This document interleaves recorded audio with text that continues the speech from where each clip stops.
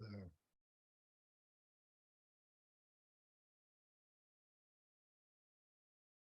So Chitra. So Martin Heidegger obviously has some placements in Chitra. And I was looking at this idea of the duality in Chitra. It's partially in Virgo, but it straddles Virgo and Libra. And so there is a sort of strong duality in here. And I was looking at it, maybe Martin Heidegger is pointing us to something a little bit deeper in here. Being and time determine each other reciprocally, but in such a manner that neither can the former being be addressed as something temporal, nor the later time be addressed as being. And they talk about, well, he was talking Time and Being was his great sort of seminal work in a sense, but he went from this idea of, how does that go now? From time, like being sort of separate in the world, or being in the world sort of idea, this man in the world. And so you weren't sort of separate from the world. So being by itself or being of the world sort of is how he described it. And so it was quite beautiful. It was a nice sort of study as I was doing Chitra, going through some of Heidegger's works. The Star of Opportunity, the power to accumulate merit, ruled by Mars.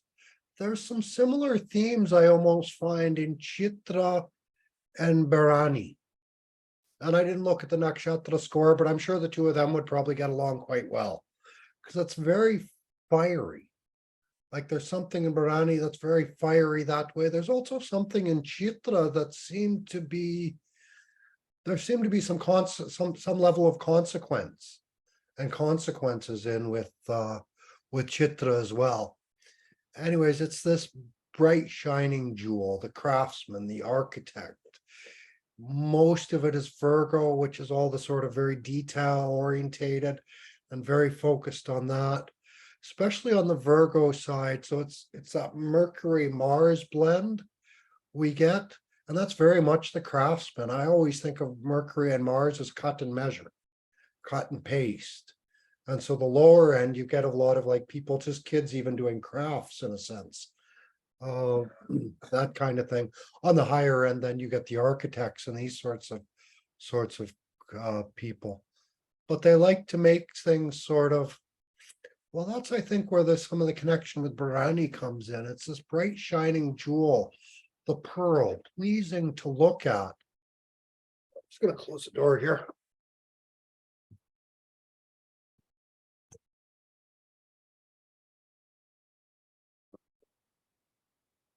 So it being very pleasing to look at, and you get some of that Venus on the latter half of this.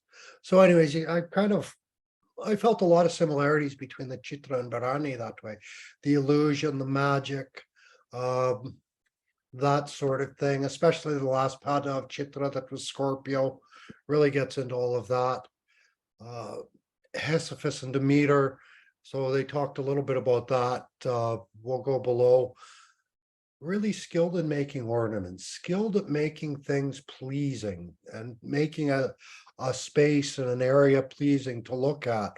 Anything to do with like celebration and ceremonies often become involved, right? All that decorating and stuff, the painting, the writing, the singing.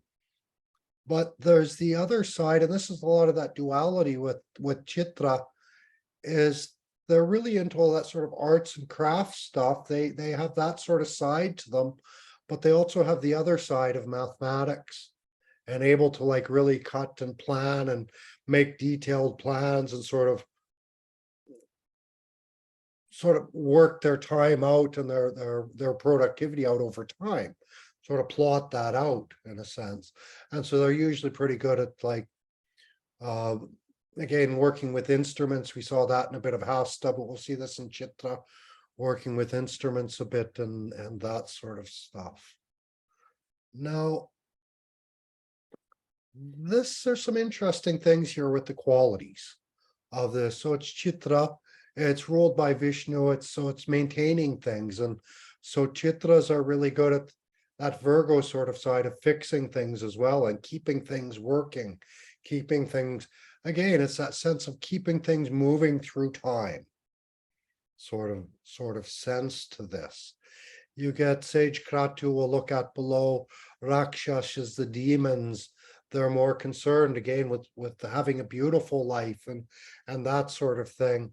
Shudras, so they're worker, they're sort of, Shudras aren't just laborers either. Shudras are often sort of skilled artisans. They're the ones who can take things from the land and kind of make something out of them as well and make them useful.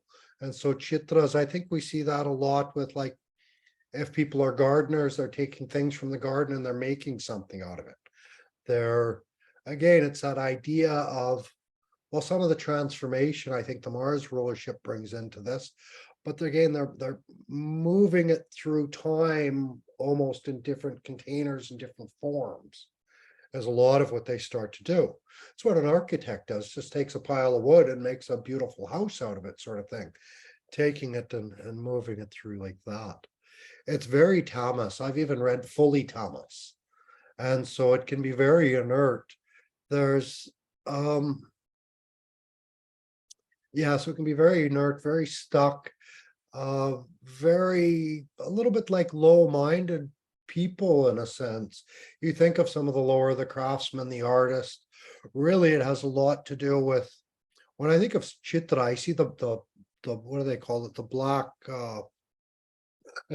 working with the steel anyways, forging the steel, because there's a lot of that heat, those glowing embers. I sort of see a bit of that in the Chitra, and the heat and the sparks and the fire. Again, it's not always fire, but it might be light, glittering and sort of shining and sort of sparkling a little bit here and there. I saw some in the 9th house and Jupiter placement seem to be giving, I think there's some Venus involved in some of these. The stained glass of the churches these people went to, for example, some of the rich people, right? They go to these really nice, big, beautiful churches, and that Chitra is almost that stained glass, the craftsmanship, but there's the light, there's that sparkle, that spark of light that's sort of in Chitra. So it's very fiery in that way, fiery and sparks. And they say it's also very active. It's generally soft, gentle nakshatra. So if we think the blacksmith, now the word comes to mind, we think of the blacksmith, but we might want to think of like that big giant of the big gentle giant of a blacksmith in a sense. That kind of thing. It's interesting here, we get the female tiger as the sexual animal, so very sexual, very aggressive sexually. I think some of the more gentle animals, I'm a Migrashirsha. I think a Chitra might feel like I'm being eaten.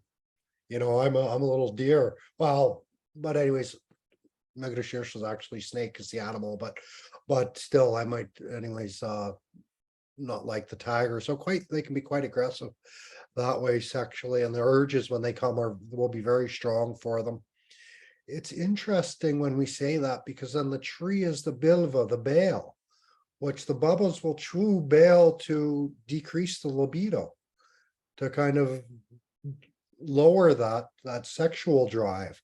And so you get the strong sexual drive in the medicine in the same one here. And so Chitras, again, some of that duality that comes through the neck, the forehead. And again, I think this comes in the neck. They might have bigger necks on Chitras to a certain degree. We see jewelry making and garland making and doing all kinds of little service, town planners and engineers, designers, all of these sorts of jobs and careers work with the Shudras. And this, we see a lot of the women, again, especially I saw it with fourth pada, but tarot and magic and astrology and all these little things coming in through Chitra. It's quite, I don't know, I quite like Chitra for something about it I quite like about Chitra. All kinds of little service jobs and labor work, and they can do a lot of different things. Chitras are very skilled, usually good at working through the community, growing, producing, things like that. Again, that Vishnu sustaining principle to maintain stuff. Pita, this fiery, they've got the very fiery. Talked about the sparks, like they're usually very energetic. There's like a spark in their eye, even. There's some fire, some vibrancy usually to Chitra placements.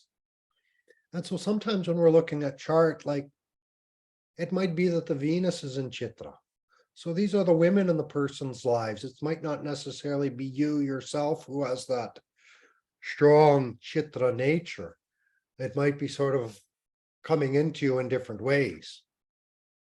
But it's a part of your life nonetheless. So kama, they want to enjoy. That goes like with the tamasic nature and the strong sexual nature and the strong pita nature.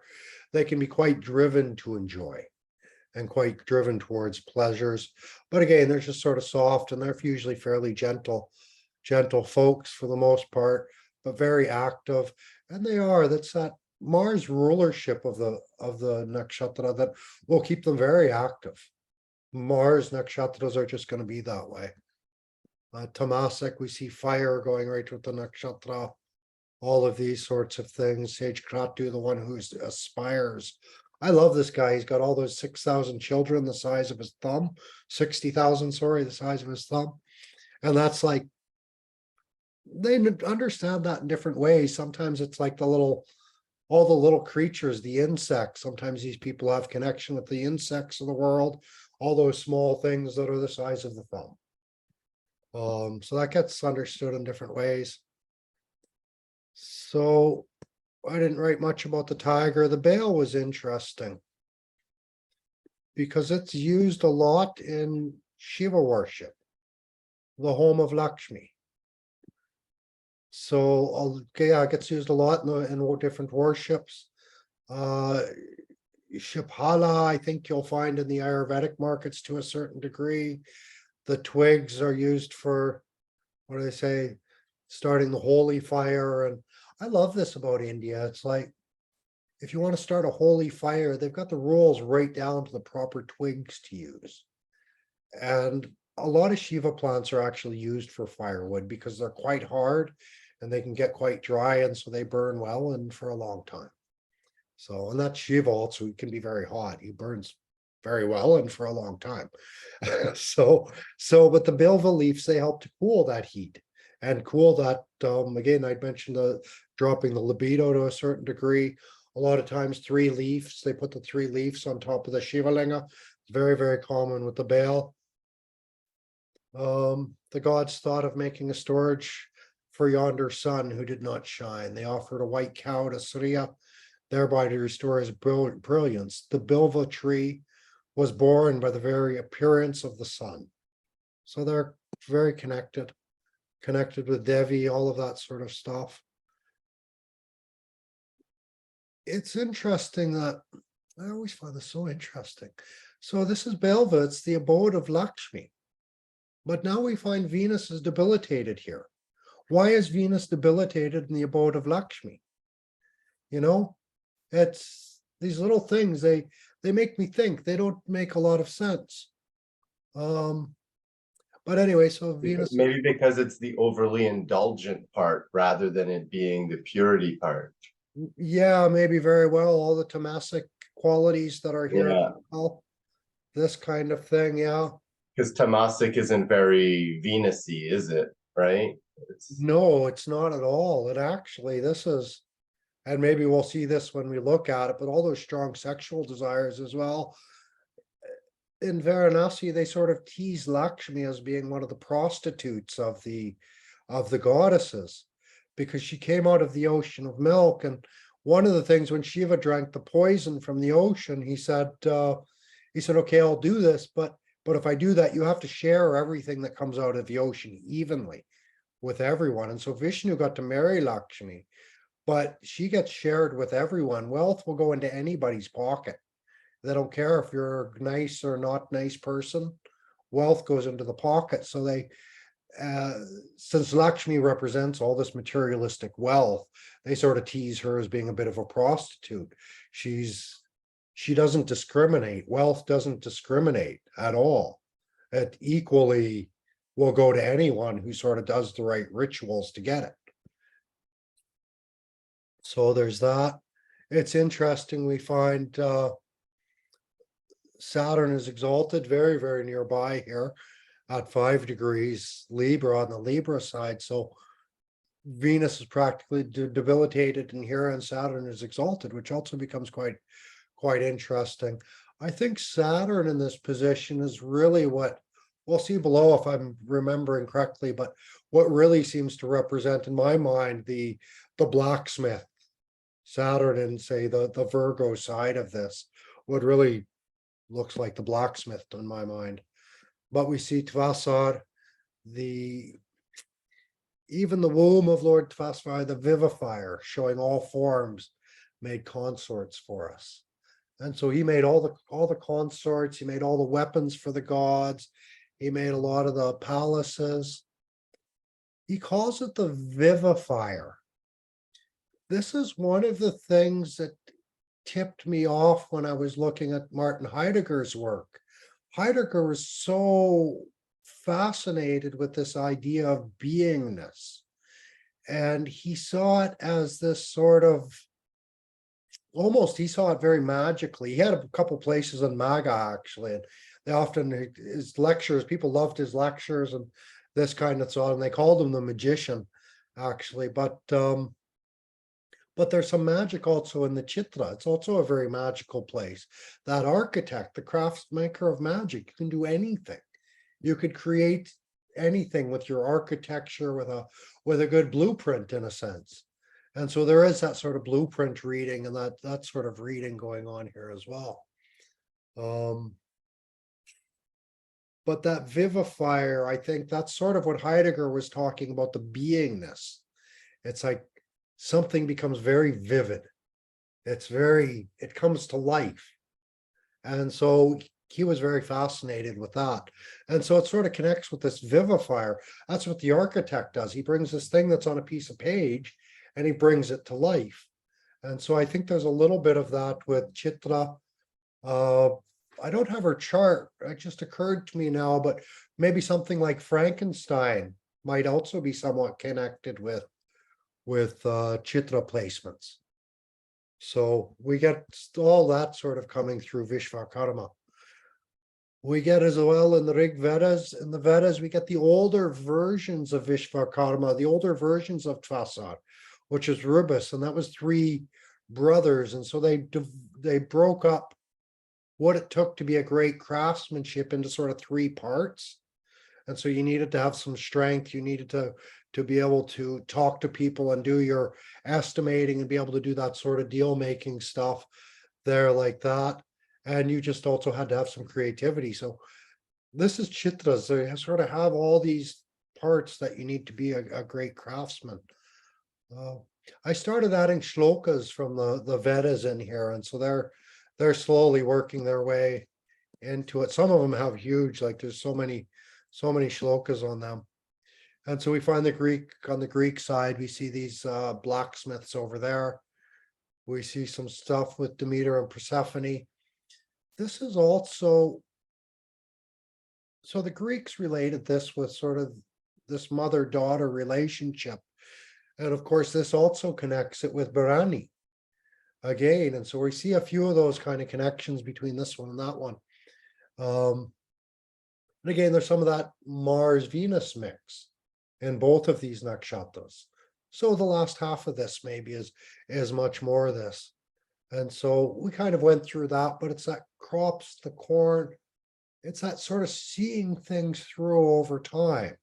You get the fields ready, then you plant the fields, then you water and care for them as they grow, and then you harvest, and then you take that harvest and you make something out of it, and you're sort of same thing, but it's going over time. You get the 3 goddesses I mentioned here as well. I think this is somewhat like the 3 brothers of craftsmanship. The Trika Tantra, I haven't done my writing on that yet. I've got some points to fill in. Spica, of course, is the Who star. are the 3 goddesses? Para, and It's always funny to say them. So para, apara, para, apara. If you say the first two really quick, it just sounds like the last one. So P-A-R-A and A-P-A-R-A and P-A-R-A with the line over it. Something like that. Para, para. So those oftentimes you'll see the trisol with the three goddesses over top. And so they're just the levels of duality. If we look at the tattva lists that I'm sure you guys have shared at this point, the top three just under Shiva and Shakti are sort of like these three goddesses. Sort of. So on the bright jewel. And this is para, apara, and para, apara. Para, para, and para, para. A lot of stomach stuff. They say insects bites can be bad, but I still need to do more research on all of that. Where are we now? So we're probably only going to get through the Virgo side of this. Wow, we see quite a few Chitras here. JFK assassinated, James Garfield. Might have been a lot of assassination attempts on him. Was he also assassinated? But then we get other guys, Jerry Garcia, some chill people making bombs, Chitras, John Henry Swartz, also scientists. Even some of these, William Henry Bragg was military, but I think it was a lot of sort of logistics, and even they have to be great town planners, right? Or country planners, these kinds of things. John Bon Jovi, I think he was known for his like stage setups back in the good old days when rock and roll was really changing the stage, the lights, the cameras, wow, all of that. Now Chitra confuses me because it says that it's I'm sure it says that up here. Female nakshatra? Yeah, so it's a female nakshatra. But everything we see with Chitra, it seems very masculine, right? Like even I talked about the blacksmith, we talk about all these designers and architects and all these like really sort of powerful, fiery, masculine sort of sense of. I saw something about being scared of Ardra. Is that ringing a bell? Chitras are scared of Ardras. I just saw scared of Ardra. Yeah, I don't know what else it said. Okay, that's interesting. I would think maybe the Brahma Nakshatra, but not Rohini. I would think it might be scared of Ardra. Because that's the one who got shot. But anyways, we'll look and we'll see if we think Ardra, these people might be scared of Ardra. And so this is Chitra Ascendant. So I don't want to spend too much time on it because I don't know just how accurate some of this stuff is. Right, a few minutes out, especially on the first pada and the fourth pada, a couple minutes out, and there it goes. It's in another nakshatra altogether. So, but we get some interesting names here. Chitra, we get a lot of quite a military men. Sam Walton was the Walmart guy. That was all about sort of logistics and, well, his Walmart is like town planning. Where do you put stuff? How do you organize those massive spaces? And so very organized like that. Apparently not too organized because we got the bank fail. I don't know what year that one was. What else we got? Anyone interesting? Got some pretty brutal. The Empress Wu Zetian. She was the first female empress of China. And then we get Queen Bloody Mary, who was also brutal queen just before Elizabeth I. Mahatma Gandhi, popes, judges, Newton, Stephen Hawking. We got a lot of that strong science power in here, engineering, all of that kind of stuff. What else was I saying? Surveying and all of that, measuring out the land. all of that sort of stuff. So we come into the sun. Of course, everything's going to be architecture and design and crafts, things like that. The sun in Chitra is going to be, did I write any of this? Anyways, it's going to be again, the sun is that light that they shine. And so I would imagine in Chitra, it's going to shine quite brightly, or at least there's going to be some sort of spark in the eye to a certain degree, but they're gonna shine with a lot of light, a lot of heat, a lot of radiance to a certain degree. The sun, of course, is always seeking perfection. And so these are the craftsmen and the people who are really looking to make that sort of perfect thing, to really almost blend, I think, the science and the art of craftsmanship to get their personal expression out through things. And so the sun seeks kind of perfection, light radiating in all directions. They want to eliminate all the imperfections. They can express themselves in a very gracious way, but the purity might only be seen on the outside. Inside, they can still be a mess. Good critics, editors, cleaners, detail orientated. That sun is shining a light on all the craftsmanship, inspectors, all of those kinds of people. Yeah, again, that sort of idea that to please, that pleasantness comes in, and maybe that's the feminine side of this nakshatra, is that even the craftsman wants to please. He doesn't want to.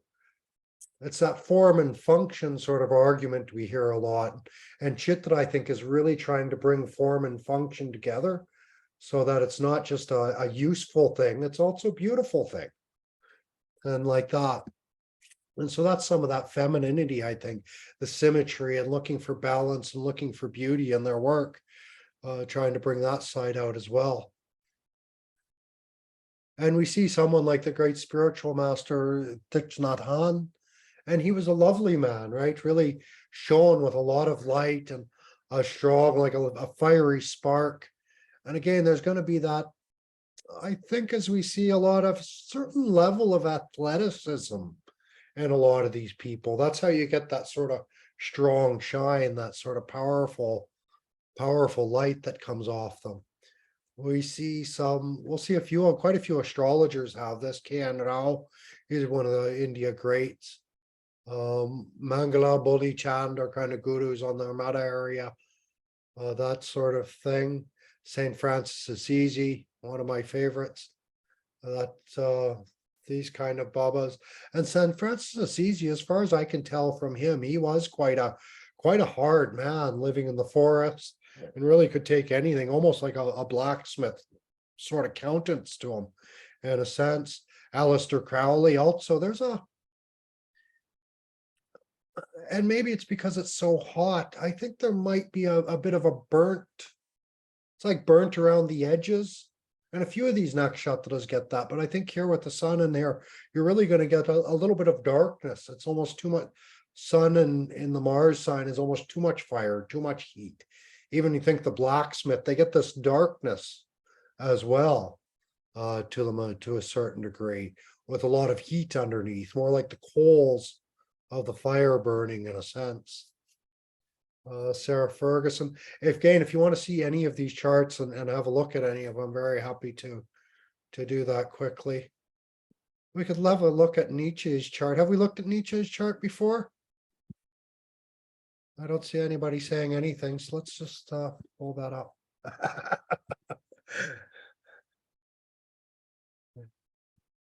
So yes, no, I don't know if we have. So here's Nietzsche's chart. And so we did last week for Hasta. Oh, we did look at him for Hasta. Oh, yeah, there he is, Mercury and Hasta. And then his sun is in Chitra. Nice to finally look at a chart though with a Chitra placement. And here we have the sun, and we see on the Libra side, and it's easier to forget because most of Chitra is in Virgo. And so you're always thinking, oh, Virgo, Chitra. But now we find the sun in its debilitation up in Chitra, or getting close to it. I think it's debilitated towards the end of Libra a little bit more, but anyway, still in this debilitation sign. And so the sun is, again, I think that's what I was saying about a little bit of the darkness that they shine, that burntness. And that might be that debilitated sun. It's like the blacksmith, he gets some coal on his face or he gets some soot on the face. And so there's a bit of darkness in this sun debilitation. He can't fully shine brightly. You get the spark in the eye, or you get some glitters of you can see the beauty is there, but it's sort of hidden behind a bit of a darkness. And we'll probably see when we get to Venus, we'll see that in maybe some of the models or people that have this placement. Can you do me a favor, Mike? Can we pull up a chart of a client that I have right now? Sure. Do you have here, let's do it here. Okay, what's the name quick? Amber. October 10th. Yeah. October 10th, 1988. At Yeah. 9:09 a.m. And it's in Swift Current, Saskatchewan, Canada. Yeah. I love Swift Current. I used to play them in hockey all the time. Because like her chart looks exactly like Nietzsche's, and I just want to confirm that. Okay, so this is her sun is in the Virgo side, Yeah. Chitra here. Okay, so the ascendant is different. Okay, I see. So it's a little bit of a shift. And so, yeah, well, I would expect she would have a little bit of the dark, a little bit of dark features to a certain degree. And then Venus Ketu, there's something almost foggy around the edges somehow with her. Maybe quite pale with dark sort of edge, dark trim. Yeah, that makes sense. Yeah, because the Ketu, well, Venus is already quite pale, and Ketu can be like the white pale sort of idea.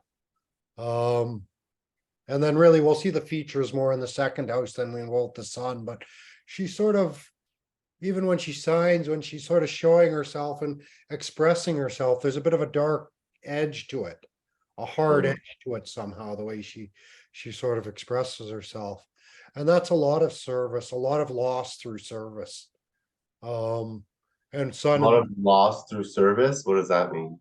yeah, well, it could be like she doesn't get anything for it.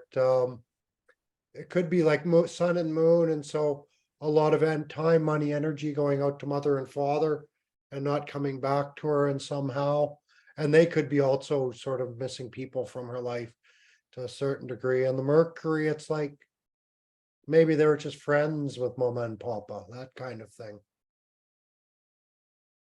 So these sort of things, and then we get Sun in Chitra, which is papa, and the ninth lord Mercury is also in Chitra here. And so this would set Papa, that's the fourth from the ninth, so this would set Papa up pretty good for, I don't know, maybe doing some kind of construction or planning or blueprints or house and home, or could be roads in fourth house too sometimes, but probably house and home type stuff in this case. So yeah, that's like she might have a lot of plans that won't come to fruition.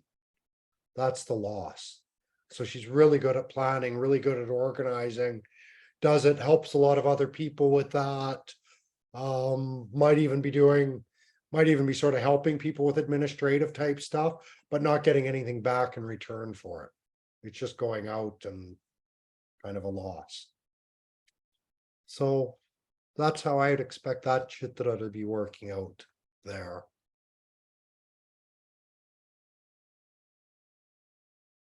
Yeah. Sun, moon, both with Mercury, a little bit immature. To a certain degree, relationships aren't working out good because of Mars down here. A lot of fighting.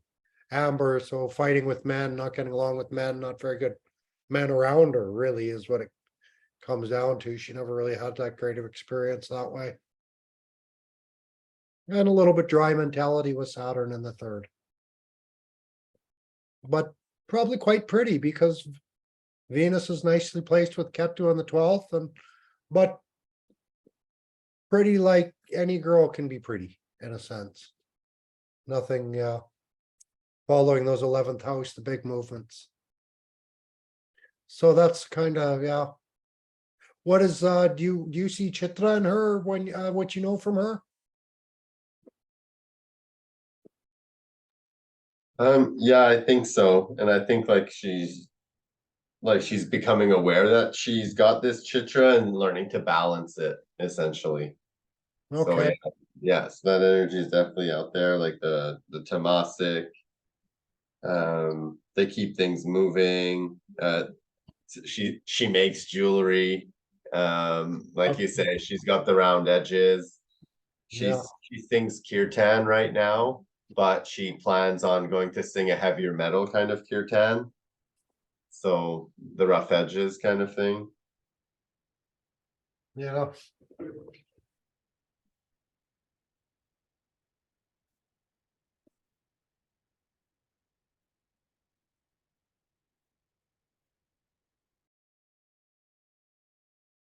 Sorry, they're doing construction next door.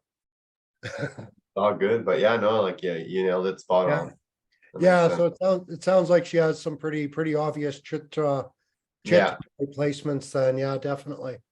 yeah, well, I find it funny too because like I met her last week and she's got Hasta, Chitra, and Swati, right? Like you can't Yeah, look it up. well, the guy I'm staying with here, I was telling, oh, I'm doing this on Chitra, and he has his Venus in Chitra. Um, no, like I said, as I study this, I find it just comes to me. The Chitra people or whoever nakshatra we're working on, they just come and they're like, "Hey, you want to know about this nakshatra? Hi, here I am. Ask me what you want." And yeah, So, yeah, yeah, back when we were doing what was Ashwini Bharani, I was dating a girl that had an Ashwani ascendant and Bharani moon. So okay, yeah. yeah, just So, yeah, yeah. It's always neat how that works out. So we also had with this sun bankers panic stock crash. We had a Black Monday stock crash, 1907, 1987. So that's well, the first one, it shows that the sun was still in Virgo. And so we can't blame that on debilitated sun, but we can the other one. And so that's one of those things. We get the debilitated sun, the power behind the throne kind of collapses, I guess, to a certain degree. You get Nietzsche, he went crazy. Rumi, people would say he went crazy. Isn't that neat to see Rumi and Nietzsche's name side by side like that?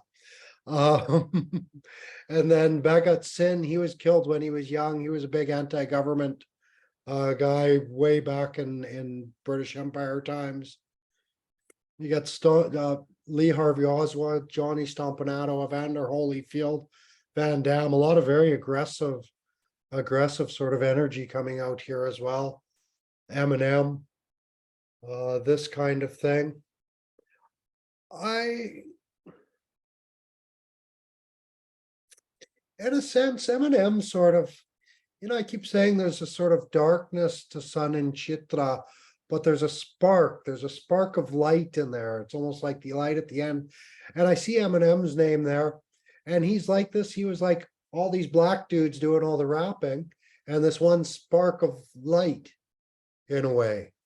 Um, and so I think that's some of the ways that this Chitra might also get noticed. It's like you put a white spot on a black screen, for example, and you see the Chitra.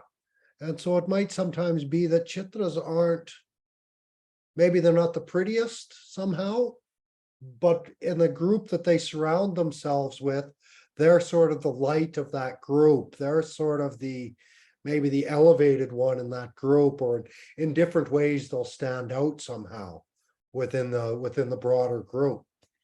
And so it might just be something like that also working through with Eminem.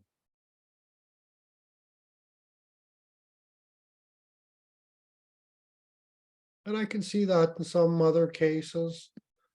Mangala and Boli Chan, they're these babas. They're not great babas or gurus, but for anyone else who's out in those villages, these are really great people, really wonderful people. So anyways, that was the sun. Let's go through this quick. I'll see if I have anything particularly interesting. Oh, Steve Bubba has this. Let's look at Steve Bubba's chart. Dana, I think you know, do you know who Steve Bubba is? He's that guy I was in Varanasi who does all the illustrations. I know him from you. I think I started seeing his illustrations. Yeah, And I think I've seen you like his work. I He's like it. Yeah. yeah, very cool stuff. So anyways, we'll peek at his chart. Don't tell him we did this. Um, so here's Steve Bubba's chart. And what has he got? He's got some hasta. His son is here in Chitra in the second house. And so while he sort of shone that way, he spent most of his life living in Japan, teaching English, actually. So that's where you get this son Mercury. And he's not particularly well educated. You can see his Saturn Rahu here. Did he get? I think he might have dropped out just before graduating university. And anyway, so then he went to Japan and he started teaching way back in the day and did that forever and ever, just sort of traveled and taught English like people still do today. So that was that sun here. And I think in regards to the Chitra aspect of that, as we think of the design. So in the second house, if we're thinking language, it's going to be like teaching the grammar, teaching the design of the language, teaching how it sort of works, these sorts of things, those technicalities of the language. Really probably got highlighted by this sort of a Chitra. Really his whole identity, that son is his first house owner going into the second house. So his whole identity was still, and he hasn't taught English in years, but he's like, he still thinks like one of these sort of English as a second language teachers. He did it his whole life. And so he'll still say, oh, this is what I did for my work. So a lot of identity with that. A lot of identity with the family. They talk about the son here. They sometimes say the father controls the money and the wealth in the family. And that was in his case. The father had full command of the wealth and didn't really share it much with his children, even though there was quite a bit of wealth there. And held on to that until his very last days, sort of thing. That idea. And then his son is there with Mercury, and Mercury's in its own house. So of course that's gonna really boost this sun. Mercury in the second house is already good at argumentation and rhetoric and working with language and all those language skills, but now you get it in Virgo, so really good with all those technical details, really, really detail orientated, all of that sort of stuff. So that's sort of how we can see sun in second house that way. And so I'm not sure, we see someone like Dwight Eisenhower. I don't know what he did, Arthur Schlesinger, but great speakers. Schlesinger was sort of this liberal intellectual, probably also very good with language. It gives sun in the second house gives a very confident face, gives a lot of confidence to the way people speak. Yeah, all of that kind of thing. It they really shine quite brightly like that. And so there we get Steve doing his thing. Anyways, we'll leave that. I was just going to say the other thing about this, because I thought, well, he's Steve drawing Baba. So what, I haven't said anything about drawing. And so we get his third house of his hands, that beautiful Venus, Jupiter, and the Ascendant and Leo Ascendant. Jupiter in Uttara Falguni is very good, very spiritual in a lot of ways. And then the Venus really coming in and making him an artist and making him quite good. And that's the third lord and the fifth lord. And so what he's doing with his hands is very sort of unique and creative. It's very much his own fifth house kind of expression. And then it's going into Leo as well. And so that uniqueness of the creativity really gets heightened by some of those factors. If the sun was there with Venus, it would be really, really unique. Like I was saying, teasing him the other day and recently and sort of saying, oh, it looks like you're copying Far Side comics now. As kind of, I thought the characters were looking a little like Far Side, so not super original, not super unique, but he certainly has his own thing going on there. So that's all coming out, that really powerful thing going on here.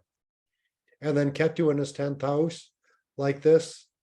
Well, he was this traveling English teacher. He was never serious about career. Ketu basically just cut that away. He just never took any of that career or reputation stuff, any of it seriously, because he was just wandering his whole life. So there we go, Steve Baba.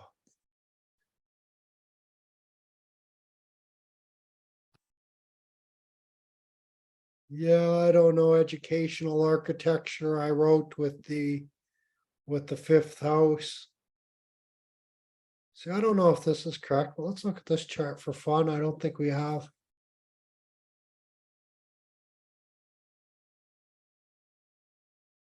Oh. Of course, this is the man, all the riots in the US during lockdown started because of this man's death. And I don't know, I rectified it. There's no birth time for him, but this is what I came up with. And so this sun, anyways, kind of can bring you a lot of focus in the home, but there can be some homes for disadvantaged and things like this. Going out to the home, too much. Sorry, Mike, it says year 2000 on your chart. I don't know if it should be 2020. No, must be his birth date. Was he 20 years old? Yes. How old was Sorry, I thought you were looking at the chart of the day Yeah. it happened. I was just getting confused. Sorry. I made this for him. Yeah. Um, Sorry. yeah, you made me question. It's like, was he really only 20 years old? He always looked older than that in the pictures. So maybe it's wrong. But anyways, we'll run with it for now. And so this gives that Rahu in the ascendant, and so very unusual. The Ardra ascendant. So also he was a drug addict, he was an outcast. And so that ascendant really makes him very outcast like that. But the first lord is going into the 5th house. And so that's going to bring something sort of special. He'll get a lot of attention somehow for being an outcast. That attention will come, he will come into the 5th house, become a center or focal of attention. And so that happened to him.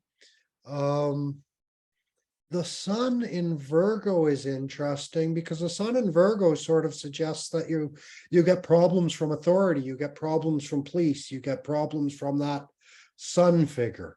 In the 4th house, there's going to be problems from papa, from father, but also probably from mother because it's 4th. So parents, teachers, police are also sort of the protectors of 4th house. We see that as well. And so it's very interesting to see a lot of those sort of combinations. And so that Chitra, in a way, we could see George Floyd as completely insignificant person his whole life. And there was that one flash, that spark in time, where he became the most significant person in the world for like a year. It was incredible. It was amazing. And so that was kind of that magic maybe of Chitra, sort of working through in some way. But otherwise, we see this Jupiter, Saturn, Venus stuff in 6th and 12th. And so that's leading to a lot of addiction and crime and criminal behavior and those sorts of problems. That Mars 6th house going into the 6th lord going into the 3rd, very brave, very courageous in the 3rd. But the problem is it's that 6th house stuff. Mars isn't a good planet for this chart. And so not doing any good with his courage, right? Got into all kinds of trouble with his courage. And so, yeah, kind of interesting to see that spark in time sort of idea.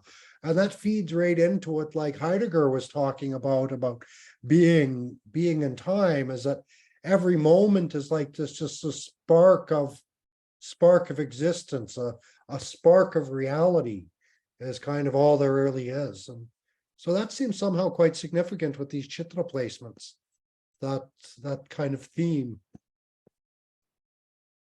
See, I'll talk about it, but I'll never write it.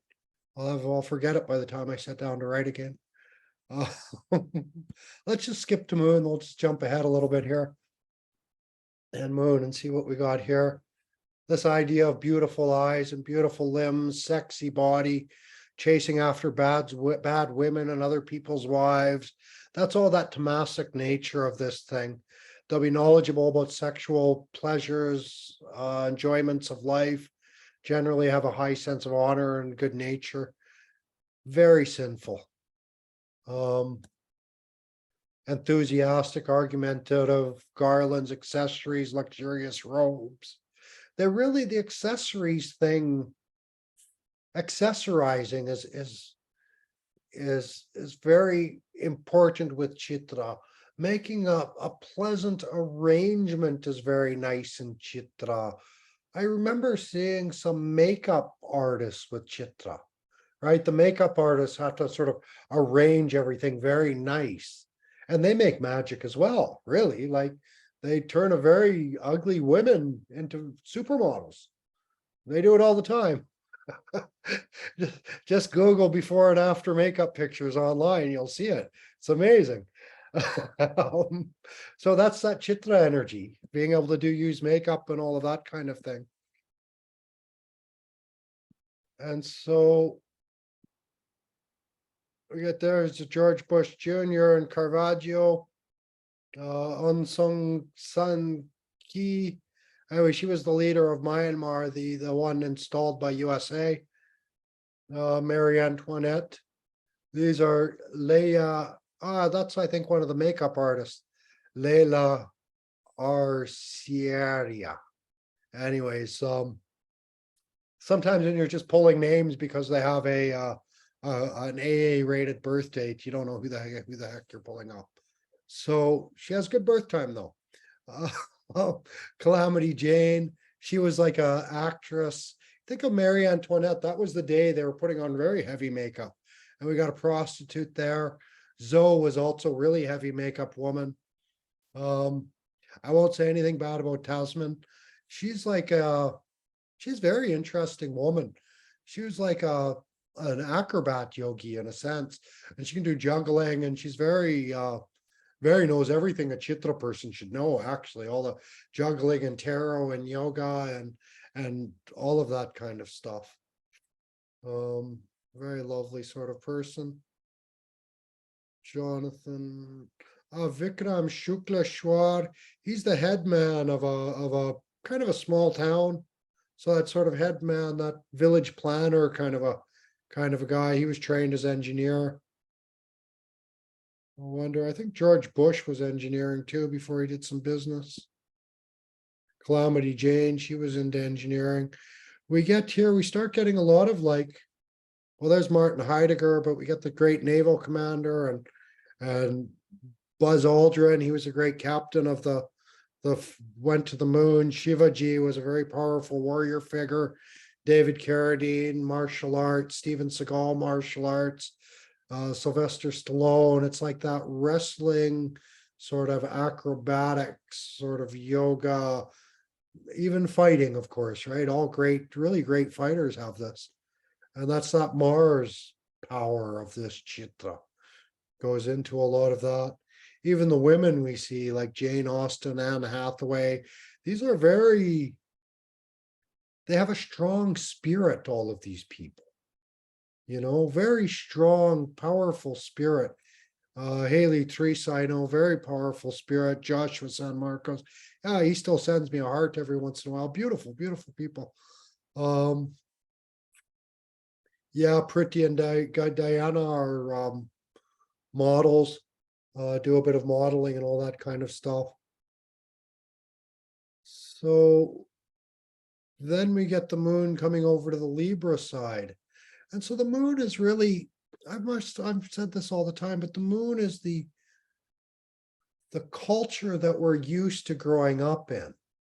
And so these people are used to being around a very competitive culture, a very it says it's a feminine nakshatra, but still there, it's a very masculine competitive culture that surrounds, especially the moon on the Virgo side of things, and very technical in its way. So even if you look at these fighters, very technical fighters, Steven Seagal with his Aikido, David Carradine with his martial arts, and they're not normal martial artists, they're kind of dancer martial artists, right? They're not actually hurting anybody. They could, I'm sure, but they're working for Hollywood, and what we know of them is this sort of choreography. And I wonder if maybe there's some choreography also in Chitra. Maybe something like this as well. I often see that metalsmith or the stone carver. I often see these really hard personalities here, but of course, very gentle, beautiful women, some of these that have this, right? Anne Hathaway. So then we see King Louis the 17th, Noam Chomsky. Noam Chomsky's interesting. Most people know him for his politics, but he was actually a linguist. And he did something, well, in a sense, I think he would have been saying something to Martin Heidegger, as both of them were sort of saying that there's a whole side of like this sort of idea, we can't actually choose our fate. They were both sort of saying there's a big part that's innate. Noam Chomsky was saying grammar is innate, and then we learn to fill in the words. Martin Heidegger would say there's this whole sort of level of reality that we sort of have to accept. The big thing Heidegger was really saying is that we're not passive beings in that reality. We have to take action, and we have to sort of meet with what reality gives us to a certain degree. And so again, that's almost, in a sense, that's that duality. There's nothing passive about Chitra. It's not a passive nakshatra at all, very active. And so they go forward and they meet what life dishes out. They meet life halfway. And so very strong, very willpowered. It's like Steven Seagal, we look at Aikido, and he goes out and he meets that fight and he uses the opponent's energy and transforms it. So that the opponent anyways ends up hurting himself through their own force. So get a lot of that kind of stuff. What else we get here? We had a lot of founders. Jack Dorsey, the founder of Twitter, the founder of IKEA, Dolby, the founder of Dolby Sound Systems, Alan Pinkerton, the founder of Pinkerton Detective Agency, founded all kinds of schools and education stuff as well. What else we got? We think of that foundry idea, Knut Hampson. I don't know if anybody, I've recommended him before. Growth of the Soil. The main character of Growth of the Soil really makes me think of a Chitra character, this really hard man who goes off in the forest by himself, and sort of the first settler, the first man sort of a story. And so really lovely that way. Yeah, some of these guys I know have kind of gone away from a lot of things. Vijendra, Martin, Rodney, they've kind of left society behind to a certain degree. More founders, John McKay, the CEO of Whole Foods. And again, these sort of big corporate founders, so they're founding these massive corporations, but it's because of their ability to sort of organize. It's because of their sort of craftsmanship of IKEA, even of Twitter. They talk about they used to talk about the craftsmanship of the code that they were putting into that. So that's all sort of a kind of craftsmanship. And so you try to hold a fairly high standard at that. Let's, I've talked about Heidegger, so let's have a look at his chart. Again, if there's any charts you guys want to look at, just say so. Okay, so he's got his moon in Chitra in the 11th house. And that's really like moon in the 11th house. It's his 9th house lord going into the 11th. And so this must have been matching with his philosophy a lot, but this philosophy of these big systems and trying to keep them somewhat practical because it's Chitra and somewhat understandable, like that, but bringing his philosophy, he's interesting. We hardly hear about him anymore, but he was hugely famous at his time. He was a writer and his book got famous. His ideas became very influential and very powerful in the world at the time. He, of course, he made the mistake, and this is something Knut Hamsun also did in a light way, I suppose, as they started to identify with the Nazi Party and sort of agreed with what the Nazi Party was doing. And so that put him out of favor. It was interesting. He's like, well, what about this speech I gave? I talked about I didn't say anything good about the Nazi Party. But the problem is he equated the Nazi Party with like factory farming sort of idea. And he said, basically, the ideology behind the Nazi Party is the same as the ideology behind factory farming. And well, we still use factory farming. And so people didn't like the way he was sort of comparing that. So now he sort of fell out of favor. But that was, I think, that moon in the 11th house, ninth lord going in the 11th house, made him very, very famous, very well known. And it was almost, he was very good with language. A lot of what he was doing was even talking about the different, while even being like he really, he worked very deeply with the meaning of these words in German, and he went back to the meaning of these words in Latin and in Greek, and he was really a craftsman of language. He almost tried to forge a new language to talk about philosophy through, in a sense. And so he's a very, very influential man. And so you can see that really powerful 11th house there. So, very interesting. Very nice to see a philosopher get that famous, and that someone like Jordan Peterson, these kind of guys as well. It's nice to see. It brings interest to the masses, right? They all get a taste of it. But it's interesting that this man was famous because go back and try to read his books and read his texts. Like, I don't know, all three of us would probably have a difficult time. We'd be like, okay, I need to sit down and like pay attention. I need some time to get this. And so to bring that kind of writing and that kind of philosophy out, I don't know, were the people back then better educated than us, or what was going on? And it's quite possible they were. So any other charts you want to see here?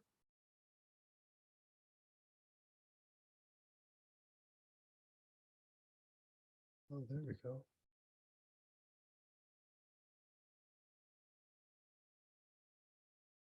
Let's look at someone like someone like Sylvester Stallone. See his Chitra. I would imagine with someone like Sylvester Stallone, the Chitra is going to somewhat, it's going to somewhat relate with like things like special effects that come into his movies, all the boom, bang, pows, the sparks, the fire, all of that kind of stuff. No.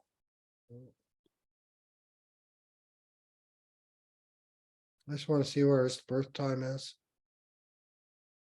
So that was the given time. I don't know. I didn't write down what the rating is, but that's the time they gave us. That makes him a big Sagittarius, a Mula sort of figure, an annihilator. That's funny to see Sylvester Stallone, that Mula annihilator, get the big machine gun, right? And he just like killed all the enemies and just blows everything up and just completely destroys everything. Well, he's a pretty good Mula figure. I think that's working. And his moon and his Chitra. And that's his work environment, is that Chitra, the clown show, you could say. There is something, I think, a little bit, I mentioned the makeup, and so there is something a little bit clowny about Chitras as well. Get that in a couple of nakshatras. But yeah, that's that fiery, aggressive Rambo work atmosphere. His reputation is all about the war, all about the big fight, all a big expansion of that and a growth of that sort of thing. And it's who he is. His whole identity is wrapped up in that. The first Lord is there. It's his comfortable place. He goes to work. He's good. His moon is there. He's comfortable being leadership, comfortable being kind of the boss and the big man around there. And of course, the moon Jupiter makes also a why can't I remember it? Well, anyways, the nice moon Jupiter, Jupiter in whatever Jupiter's in an angle, like Kendra from the moon. Anyways, it's not coming to me. But anyways, it's a nice, gives passion for his work. Really like what they do usually. They get a lot of sort of personal growth. And Jupiter sort of helps to balance the moons and the emotions to a certain degree. So that's Sylvester Stallone. So I've talked about Knut Thompson. Maybe I've never shown his chart. Let's look at it for the fun of it.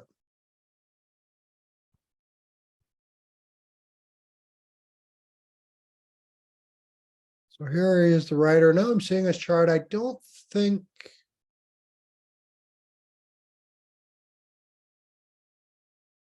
Okay, there was a poor rating and I rectified it to this. So who really knows if this is correct? Moon is in Chitra in his third house. Yeah, I would say he had a unique way of writing. He wrote a lot of the sort of short stories he wrote had a lot of magic and mysticism in them. He's a little bit dark, hard characters that would also sort of match that Chitra narrative. Pretty sure he has even got a blacksmith in one of his stories. And so his style of communication is that. You can see it's all coming from imagination. If this chart's correct, it's all 12th house, so much imagination. Very unique, very creative, really nice books. They are really, really unique sort of things. And so that moon is in Chitra there, finding a nice balance. It's Virgo Talma. It's in Libra in the Ascendant or in the main chart, and it maintains it's in Libra in the third pada of Libra and the Navamsha there as well. And so it's always that balance, that harmony really coming involved in that.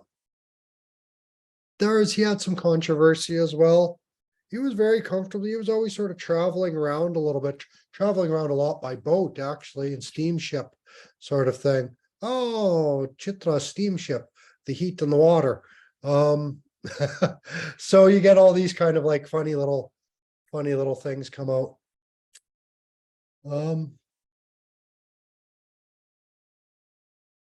Looked at that.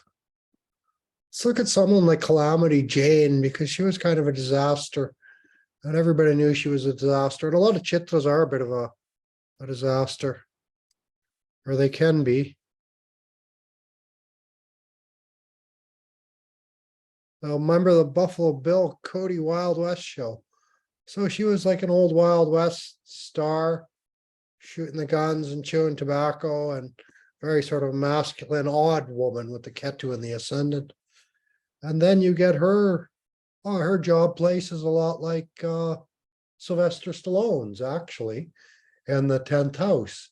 They're shooting guns and it's all props and stuff, but still all the shooting and the sparks and the fire and a bit of a fire show probably going on, lighting things on fire. And so you really see that the fire coming into the atmosphere of these Chitras. Very competitive, also very masculine scene, right? As the Wild West show is very few women involved in that. And so very strong woman.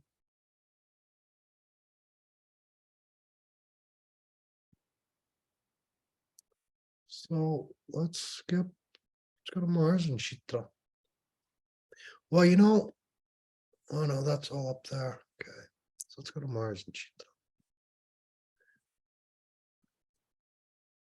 Wanted to see something because there was something, maybe you guys can help me sort it out. Is it here? Here it is. This. Moon in the first house of Libra, Chitra. So I don't know. I think John McKay's birth time is just, it wasn't the birth time, so I put noon. It came up as this. I think Jack Dorsey, there might have been enough time. It came up like this. IKEA guy, I'm pretty sure I rectified it. But the thing is, I've got all these big founders of these big corporations. Margot, I think that's an incorrect time, but for her, but I've got them all lined up here and I'm not even sure if this is correct. So have a look at some time. Let's look at someone's chart here. I think John McKay. So here's John McKay. So Moon and Chitra in the Ascendant. Again, no birth time available. I just make a 12 o'clock chart. This, I think there's a good chance that this is his chart because he was working with food. So a lot to do with storage, a lot to do with retail, a lot of always working with inventory and stuff like this. And so I've got him there, but I just started looking at this stuff. So I think this chart is probably more correct for him. Though I'm not certain. He's still, like, to look at this chart, he's still a great big CEO, a big boss and leader. All these 10th house things sort of seem to match. Mars is a second lord, so it brings all that food stuff, and especially more in a logistics manner, into the 10th house, into his work. It's funny, he's whole food stuff, but it's like, if this was the case, well, the food he's serving is basically poison. Oh, so I don't want to say that. He'll sue me for slander or something. But really, it's the packaged goods he sells as whole foods and organic and all natural is usually just as packaged and preserved as any of the other packaged foods around. So there's that side. So anyways, I think one of the things that always throws me off when Moon is in the Ascendant, because this chart's going to work anyways, right? So it's kind of, because it's his Moon chart, and to a certain degree it'll work. So I think the Moon is probably in the 5th house. And if that were correct, that would make him more like these people. Ray Dolby, King Louis, Molly Ringwald. They like to spend time with their children and greatly value the creative process. Rhythm of family celebrations, scripted, choreographed performance, good at using their voice to get attention. Wealth may come through the children in some way. And so who knows, maybe someone like John McKay has that. His wealth didn't come through children, but I don't know, franchises, is a franchise like a child? Somehow it goes off and has its own life and keeps sending you money home. Really good child. And that's how it used to be. And I meet all kinds of Indian, or even not Indian people, but usually not North American people who they're working and I'm like, oh, you make pretty good money. You just like, you invest that or something. They're like, no, I send it home to my mother. It's like, what am I going to do? Save my money? No, I'll give it to my mother. So yeah, that's North America would be like, are you crazy? So yeah, we got different things like that. So maybe Moon in 5th doesn't seem too bad for him. He was Whole Foods to a certain degree. They did say he had a little bit of an issue with his mother. He like sort of said, oh, I wish I would have done more to show her I loved her, sort of idea. So he must have had a bit of an issue with his mother while he was alive. And you might get that. Maybe it was too strict in the home. That Saturn in 4th house maybe made the problems with mother somehow. So too many rules, too much strict, too much hard in the home. So, and then Moon, I guess also in Chitra, maybe mama had a pretty hard hand, like a blacksmith. And so that can kind of hurt too. And someone like that, every speech I'm sure he gives and every celebration he holds with the business is fully scripted, fully choreographed. Corporate man's not leaving anything to chance. So anyways, this Moon would kind of work for him. So what else do we get here? Let's look at some Libras on that side. Oh, that was Libras. Let's look at the IKEA dude. He's another one. Yeah, I don't think there was any proper birth time for him either. I can't remember how I came up with this one, but I set it here for some reason. Again, I'm not sure if it's correct because again, the moon chart is going to be working for him one way or the other. To know if the ascendant is also working, then we have to match Vimshatadis. We won't do that just now. But where's his Chitra? Yeah, he's all ascendant and moon Chitra. And that would make sense for the guy who started IKEA. Actually, that would make a lot of sense for the guy who started IKEA. So maybe I said it there because of that. Because that's all IKEA. It's all about the design and the craftsmanship and the easy to assemble and turning everybody into a designer and a craftsman. Whether you want to be or not, here, build a table. So we got some nice stuff like this. All right, he's going to move to Mars in Chitra, but now we're at Moon and 12th house of Chitra, and I get this excellent pursuing mystical religion and taking pilgrimage in foreign lands. And so I don't know, maybe I wrote that back in a day when Leslie was the only one on the list. But I think Edward Norton's done a bit of pilgrimage type stuff. You've got the magic guys going on here as well. Black magic, sexual abuse, detectives.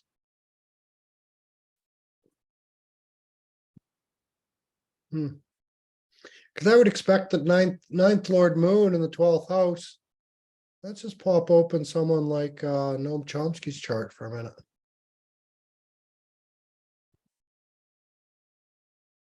Sometimes I write that it's theory and then all the names go in there like that. And I'm like, oh, I don't know. I don't really see, I don't know if theory's working. And the theory of my writing there being the ninth Lord in the 12th house is usually good, really good for some sort of mystical religion. Mystery cults, they believe in dreams. They might take on like foreign religions or foreign beliefs, all of that sort of thing. But there's also a sense that they keep their beliefs sort of behind closed doors to a certain degree. That kind of thing. And they would believe in some sort of a heat and magic. I guess Michael Arth probably has some afflictions to it to go into the black magic sort of stuff. Yeah, interesting. So then we get Mars. And so of course, well, this is also where we're going to get a kind of blacksmith style person, people making stuff, making jewelry. They could work with prison systems, corrections in a sense, very aggressive ways of correcting things or fixing things or building things anyways.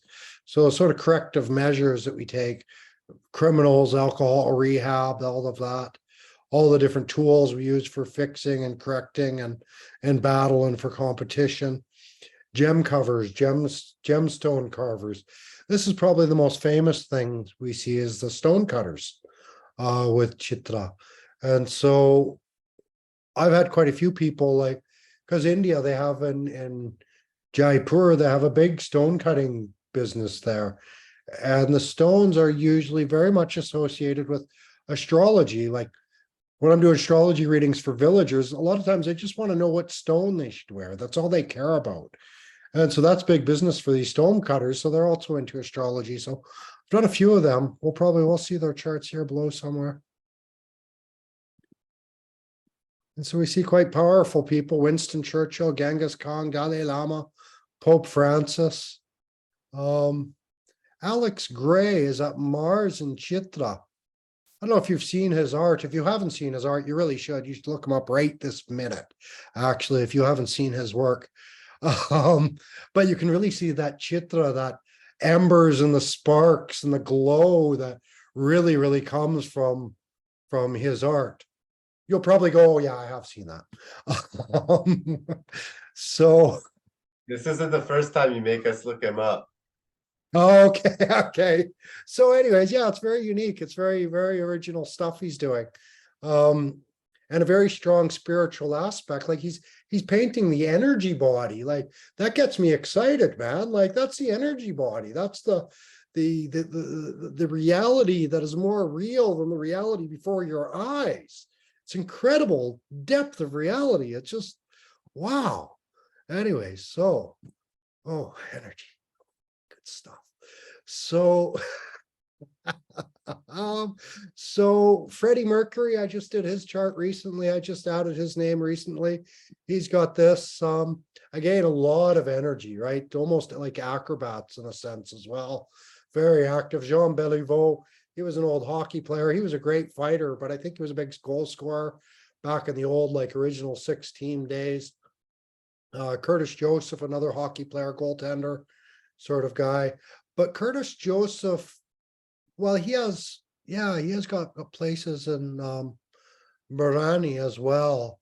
But he was Cujo. He had this big, like Stephen King's Mad Dog from Hell on his helmet sort of idea. And so that related with the Borani, the guard dog sort of idea. But we see him here with Mars and Chitra. It's that same kind of energy coming out. Who else? Oh, we get some of the magic. Here we are with J.K. Rowling, the magic. Also a little bit aggressive and really willing to fight and stand up for they believe in. And this kind of thing going on here. Whatever side, you've got Hunter Schafer, who LGBTQ activist, and we got J.K. Rowling, who's in trouble with all the LGBTQ activists. So we get a little bit of both. Chamunda Devi, she's an Agawad Baba, an American Agawad. She was living in Varanasi in India for quite a while anyways, and she was in Varanasi lockdown, but she died. We're not sure exactly how, if it was drugs or electrocution or something. But anyway, she died in Varanasi at lockdown. Rest her beautiful soul. There's my mama. My mama, she was working criminal justice, so she was busy kicking people's asses. Did a good job of kicking her son's asses too. She was a tough woman, man. Yeah. And then here we are, the Pope and the big warrior Pope and Reverend Jerry Falwell and Nikola Tesla. Oh, there's the man. He could Tesla's certainly going to have a spark in his chart somewhere. So there we get Tesla. I'm sure I made this up. What do we have? Yeah, nothing.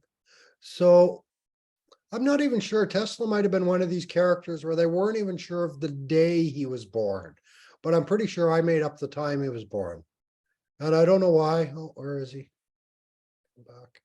So I don't know where I come up with this, but at some point I decided to use Ashwini because, well, Ashwini is going to be likely to be ahead of their time.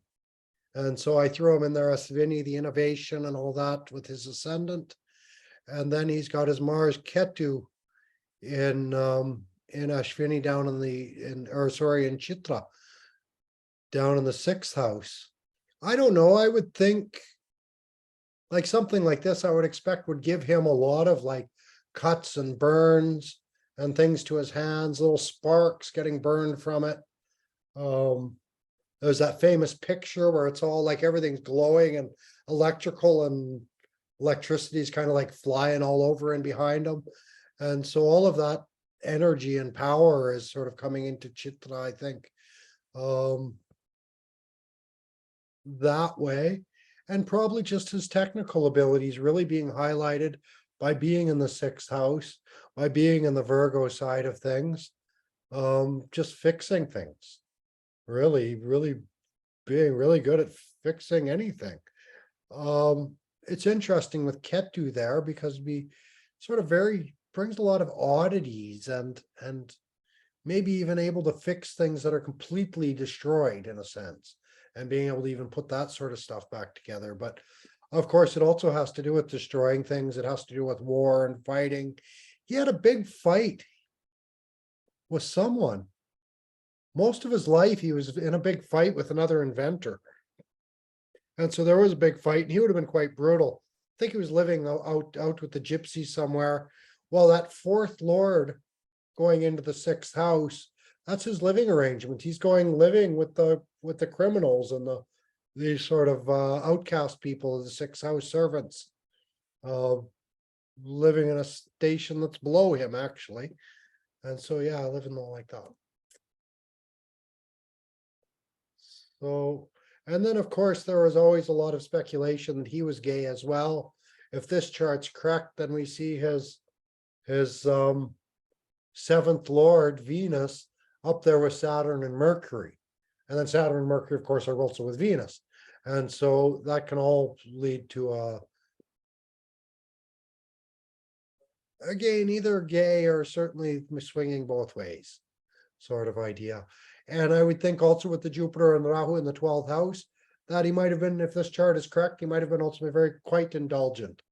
Not just sexually, for anything, just spending a lot of money, a lot of wastage, a lot of money going out. Some of it might have been for higher learning and knowledge sort of idea, but a lot of waste of time, money, and energy, and certainly an overindulgence sort of imagination. But that's Tesla, so if it's just the imagination that's overindulgent, it's no problem. That was kind of interesting. I want to see our J.K. Rowling's chart. Oh.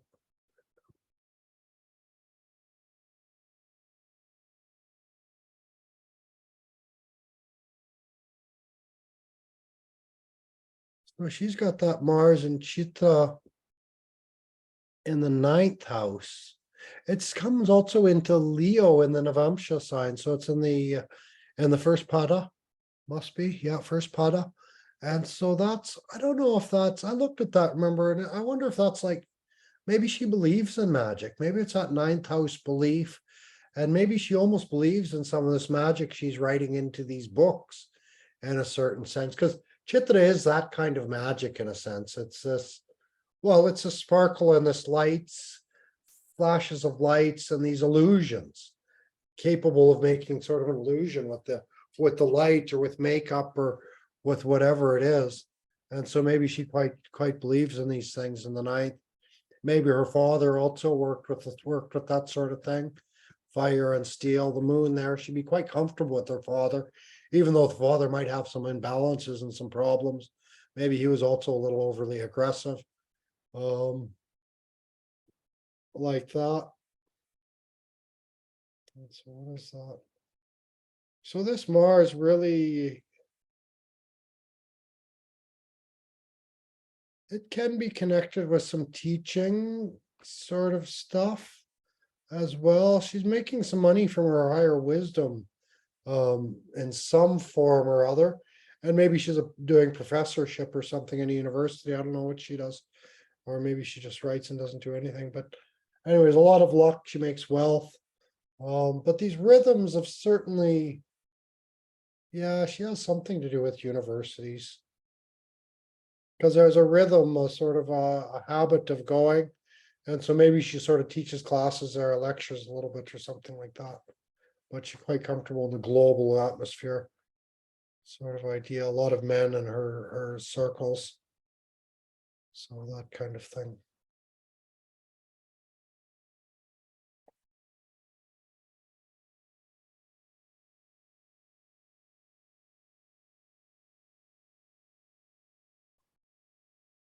Yeah, let's look at that just because it's controversial. Well, this was some kind of time I got from the Maidan Revolution in Ukraine in 2014. Some first shots fired or something like that. I can't remember what time I used, but we see this very odd time with Ketu. Very strange, very smoky, very, very clouded sort of time of day. And then in the 7th house is that Mars, Rahu, Saturn. And those are like the whole core of the four signs in the middle are all these malefic planets. So whatever was happening at that time, we can see it was quite bad for the area, like quite bad for that space. Not sure what gives it all the durability it has to sort of like, we're still kind of feeling the effects. Now it's gone to war, now it's evolved to this. And so it's kind of evolving all the way through everything. But yeah, we can see this is what sort of started that war. We can see Mercury, the sixth lord, going up into the 11th house. And the 11th house is also the sixth lord from the moon. And so that's all that war, gain from war, profits from war, gaining from those sort of imbalances. Yeah, that's quite strong there. Moon is in the sixth house, and so sort of getting into comfort and comfortable rhythms of war, rhythms of argument, rhythms of imbalance. All it can see ahead of itself is that Mars, Rahu, Saturn that are in Libra. And so again, whatever was happening this day, whatever this, if it was a person, I would say this person, when they look into the future, they sort of see this pessimism. They only see war, basically, Mars, Rahu, Saturn combinations. And so kind of going towards something that's quite harsh. And of course, it's done that by now. It's gone to war. And then we get also the Chitra with that. And well, like I said, this was for shots fired. So that Chitra, that spark, that bang, that pow, in a sense, that heat, really. And so so someone got hurt, I guess you could say. And so it spread, but you can really see the sun is up in the 11th house, so power and the authority, all making money. There's some gain also from authority and the higher powers, that kind of stuff. Jupiter and Ardra in the third can really bring an expansion of arms, an expansion of weapons, an expansion of sort of armaments and that sort of thing. Usually gives quite strong arms, strong, powerful arms. So the DeSantis.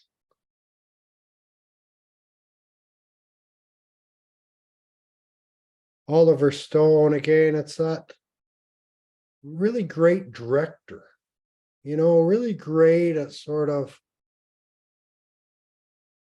finding balance between his vision and what other people can do, really organizing sets, organizing the people, the logistics, like really, they're really good at that. No one would ever argue to call Oliver Stone a craftsman. Carl Benz, right? Mercedes-Benz, the craftsmanship of cars. They really highlighted that back in the day. Maybe they still do. Roman Polanski, I don't know. I think he does the same thing as Oliver Stone, basically. So these kind of craftsmen come in there as well. So no Andrea today, but she's got her Mars also in Chitra. Jenny, interesting. A few people working sort of Ayurveda. Jasmine, Andrea doing Ayurveda. So interesting crowd. Oh, I also got my Mars in Chitra, but in the D9. okay. I was looking at with Ketu though, but Ketu is in Swati. Okay, yeah. So it's Ketu does fairly well in Swati. Yeah, do you find you've got some fairly strong Chitra traits as I well? do because I have in the D9 I have Mars and Saturn, but Saturn is in Virgo, Chitra. Okay, interesting. And then in the D1 in my normal chart I have Ketu in Chitra in the 5th house. I do find a lot of things that you're saying with Chitra. Yeah, Yeah. yeah. It's amazing how much the D9 sort of seeps into our lives as well.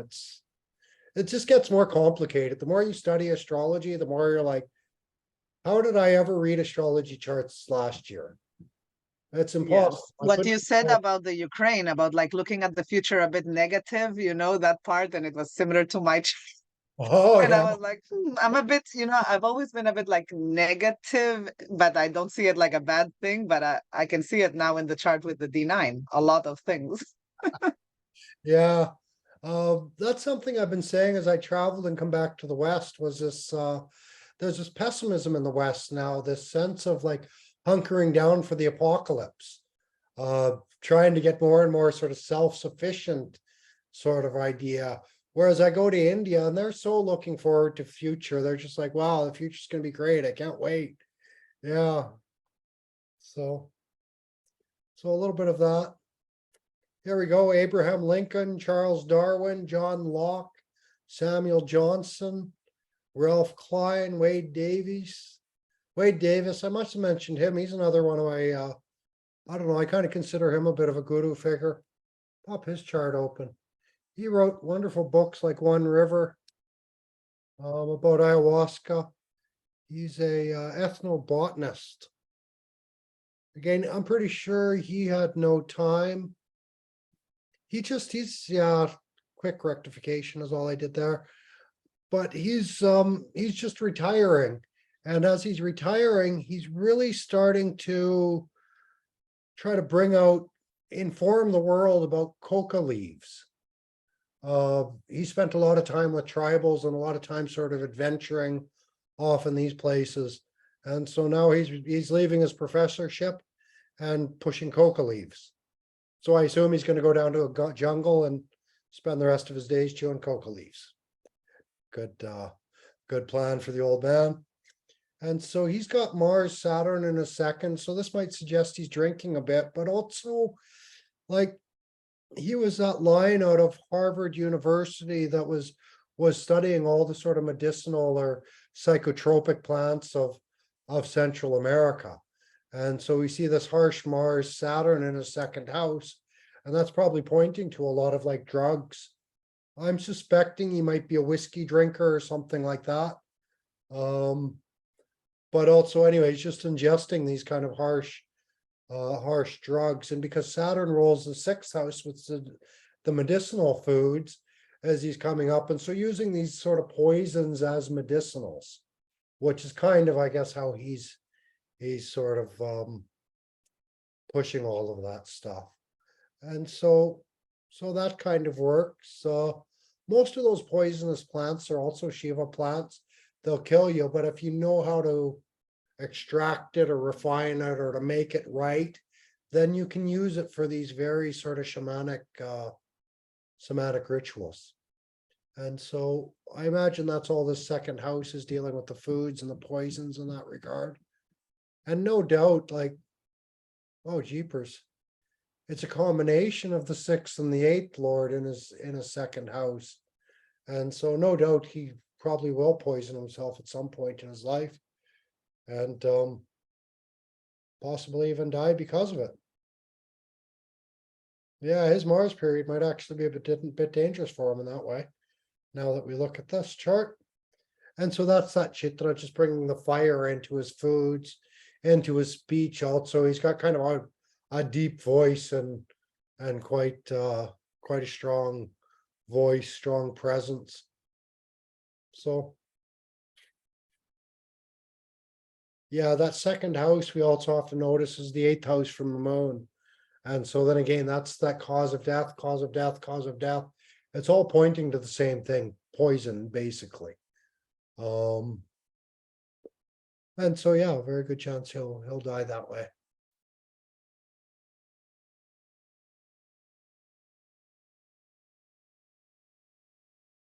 Again, any charts at all you want to see, just mention.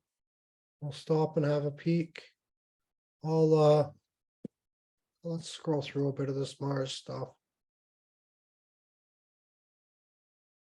Yeah, William Faulkner was very revolutionary, some little bit taboo topics. Alcoholic, Mars and Chitra can be the fire. Whatever's going to build that fire. Very revolutionary. They can be very sexual, like that. Anais 9, I don't know if you know her, but she was very sort of taboo in her writing. Barbara Walters, she got into a lot of the taboos or had people on her shows that were into that. Chamunda Devi was an Agawad woman, so she was very much bringing up the taboos and things like this. So J.K. Rowling again, just talking about things, getting her in trouble.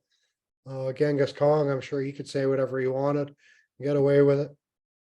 Alex Gray, yeah, I've mentioned before, he also that Virgo, that aggressive to help in a sense, and aggressive to fight. So Alex Gray goes and takes his art to all these festivals and tries to chill out all the stoners.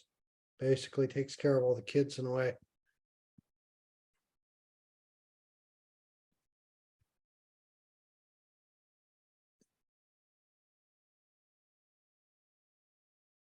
Yeah, interesting. The fourth house in Virgo.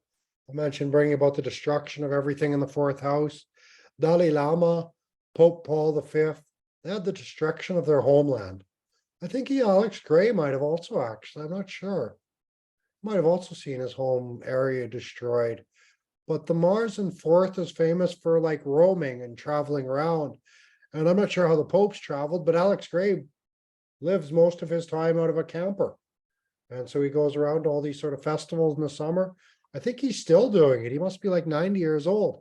And So he, I think the name Gray as well is like an abandoned child, like someone whose family didn't take him on, so they have the family name of Gray. okay, interesting. Interesting. So yeah, you get these kind of things, that full destruction of the homeland and the home, and that deep exploitation going on behind the scenes. And so this is a pretty tough position for Mars.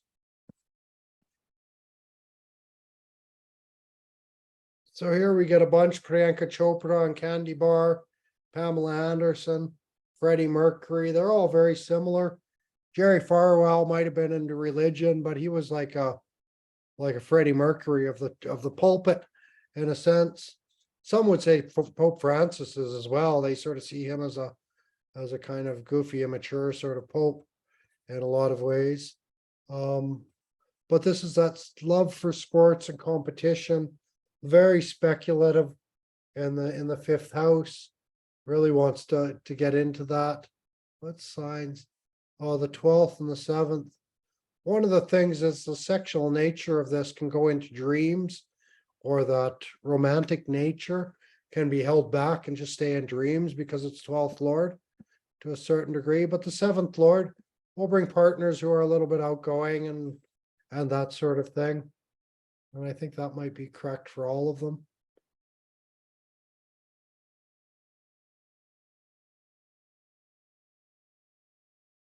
Yeah, interesting. I'm just kind of looking, and there's oh, he rules the 5th, 7th, yeah. So he rules the 7th house, and so I was looking at relationships and partnerships, and it does seem to me that quite a few of them, maybe not gay, but at least sort of bisexual. A lot of these natives. It's hard to tell with the popes, but we kind of also know what popes are doing behind the scene to a certain degree. So that's kind of interesting. Here's Tesla. Mike, can I ask you a question about rectification? Yeah. Do you use, like, for example, if you know the date of the death of someone, because of obviously the charts we are looking, most of them are already dead. Do you use the chart of their death to use it like a rectification tool to go like backwards in time to check the Vimshottari, or even if you don't have the exact time of death, will that help you? Yeah, it will. Any information I can get about the person's life will help me. And the more exact date, or the closer the dates they can give me, the better. But yeah, any significant event. Death can sometimes be tricky. Sometimes it seems very straightforward, and sometimes it's not.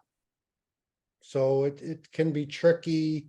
So usually I need a few things.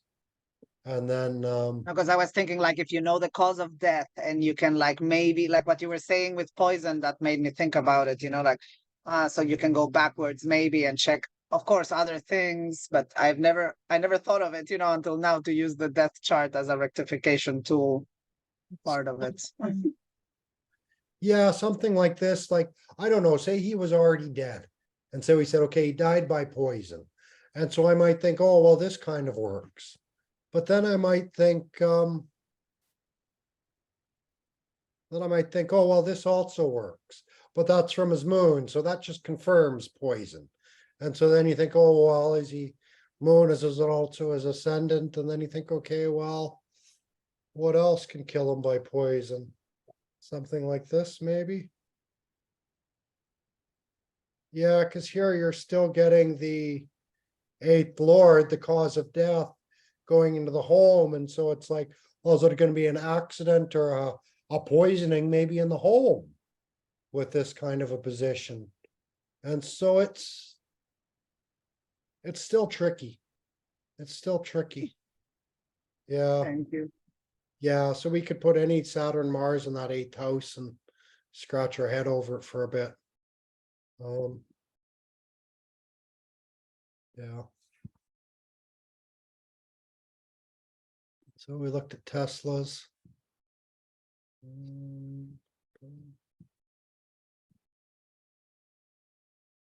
Secret missions, revolutionary qualities. Alan Shepard's first US space mission he was on. So leadership of these secret missions, revolutionaries. Very nice position when it's in the eighth house. Very powerful. It brings out fire. What is that?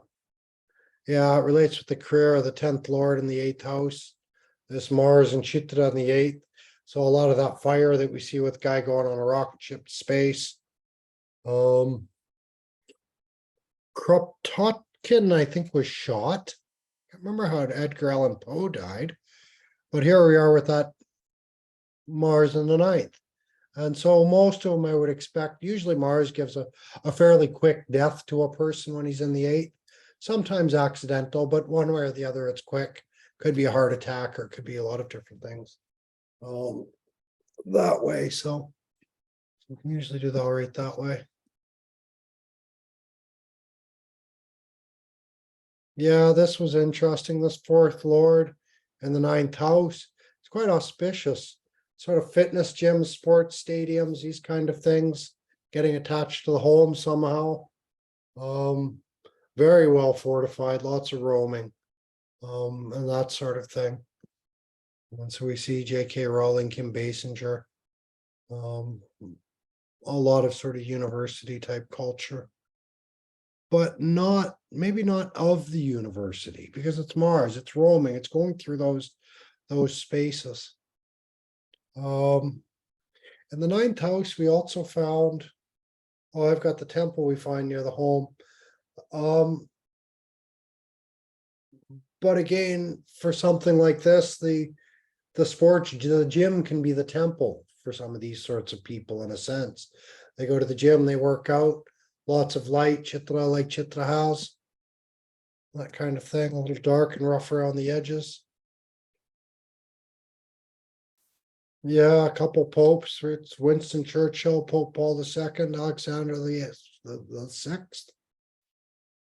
I can't remember Elizabeth Sadoka. I can't remember who she was. But again, just working with criminals, working with people who are in trouble with the law. Mars is in the 10th. And so it's just a very active, dynamic sort of career. And their leadership style is a little bit aggressive and a little bit punitive in their leadership style. With that kind of Mars.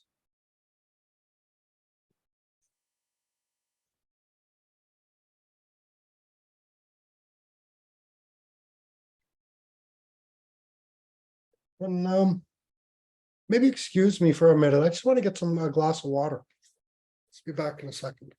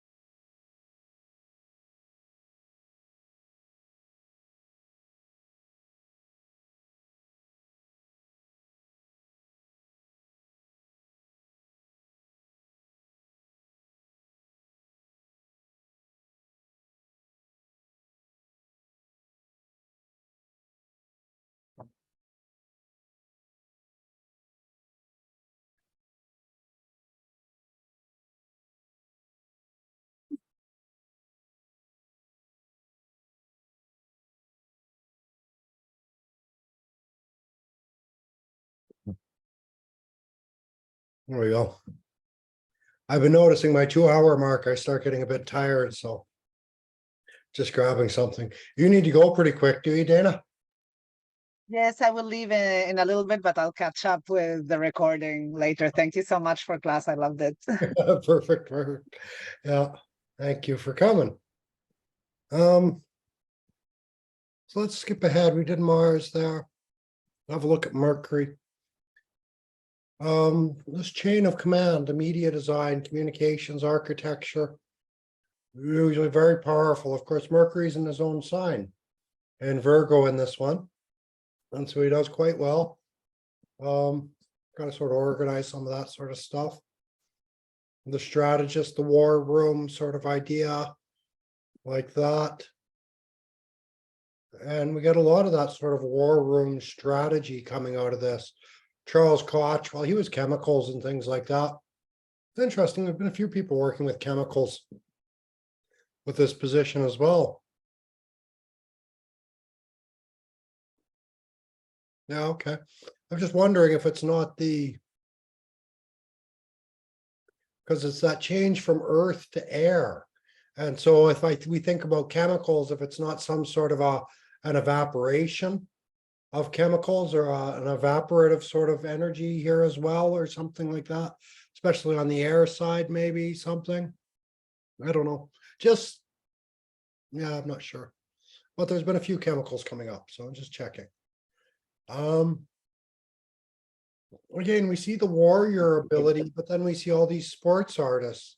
You think of the flash as well, that like from electricity, where you're taking these things from the earth and you're making it travel through air. So, and a flash is the same thing, where you've got this solid thing and then it becomes this flash, right? This big explosion of air.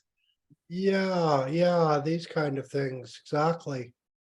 So yeah, we get the guys like Patrick Warren, Mario Lemieux, Yip Man, some big time fighters, Leonard Cohen. How's this? We looked at his chart the other day, I think, didn't we? And we got Putin and Queen Elizabeth I. That was the old one from before. Genghis Khan, Horatio Nielsen. A lot of fighters there, right? A lot of warriors. Very powerful kind of Mercury, those military strategies, that strategic end there.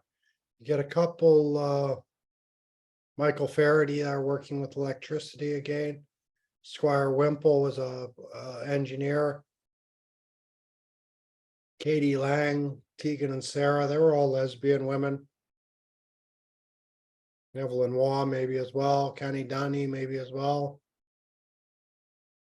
And a couple of engineers, Ojessa's engineer. Olivia deals with actually medical equipment. I don't see a lot of medical equipment here, but you expect it. Medical imaging equipment, actually. So that might be that appearance, that nice bright appearance in a certain way. And she's very dual. She works with the medical system. At work, she's very proper and upright. As soon as she sort of leaves the work, she's this little like raver girl. So very dual sort of that way. William the Conqueror, St. Francis Assisi, Jonas Vermeer. I think this Mercury in Libra, not in his own sign there anymore. This third pada of the old planets of Radha Gautama, when they're in the third pada of Chitra. And you do, there's Robert Curry, who was an astrologer and a drummer. Interesting crowd, but I see someone like Johannes Vermeer and maybe even Assisi to a certain degree. Almost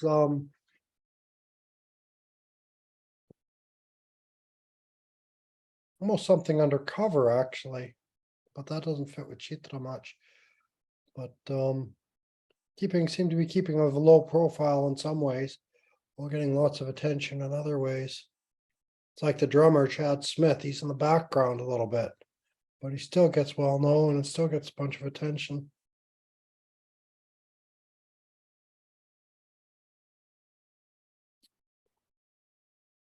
Howard Eugene Watson, Miguel Cervantes, Pavlov, Martin Heidegger, Michael Landon. We get quite the interesting crowd with this sort of stuff. Let's look at oh, where'd it go?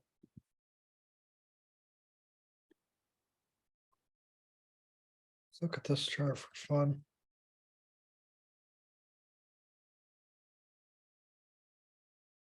So here we see he's got Ketu and Mercury and Chitra and everything in Hasta. Ip Man. And so again, Ip Man didn't have a good birth time for his chart. And so I came up with this because he's a fighter. And so that put the the Virgo into his 10th house, what he's known for. And the Sun, Mars, Saturn, Mercury, Ketu, everything else is going into that. His Venus rolls the 6th house and goes into the 11th here. So he makes money from fighting and imbalance and things like that.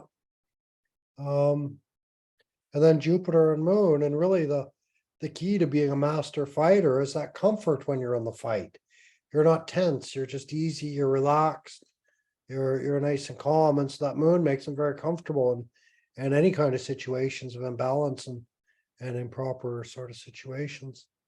So Mercury and Chitra, I don't know, again, it's with so many other planets in this case, but certainly for a martial artist, it's going to help his strategy, his battle strategy, his military strategy, is the way he strategizes, plans out the fight. Mercury will do quite well like that. We looked at Putin's chart. Someone was just talking to me, they're like, that was so strange about Wagner Corporation. So I was just talking about the war.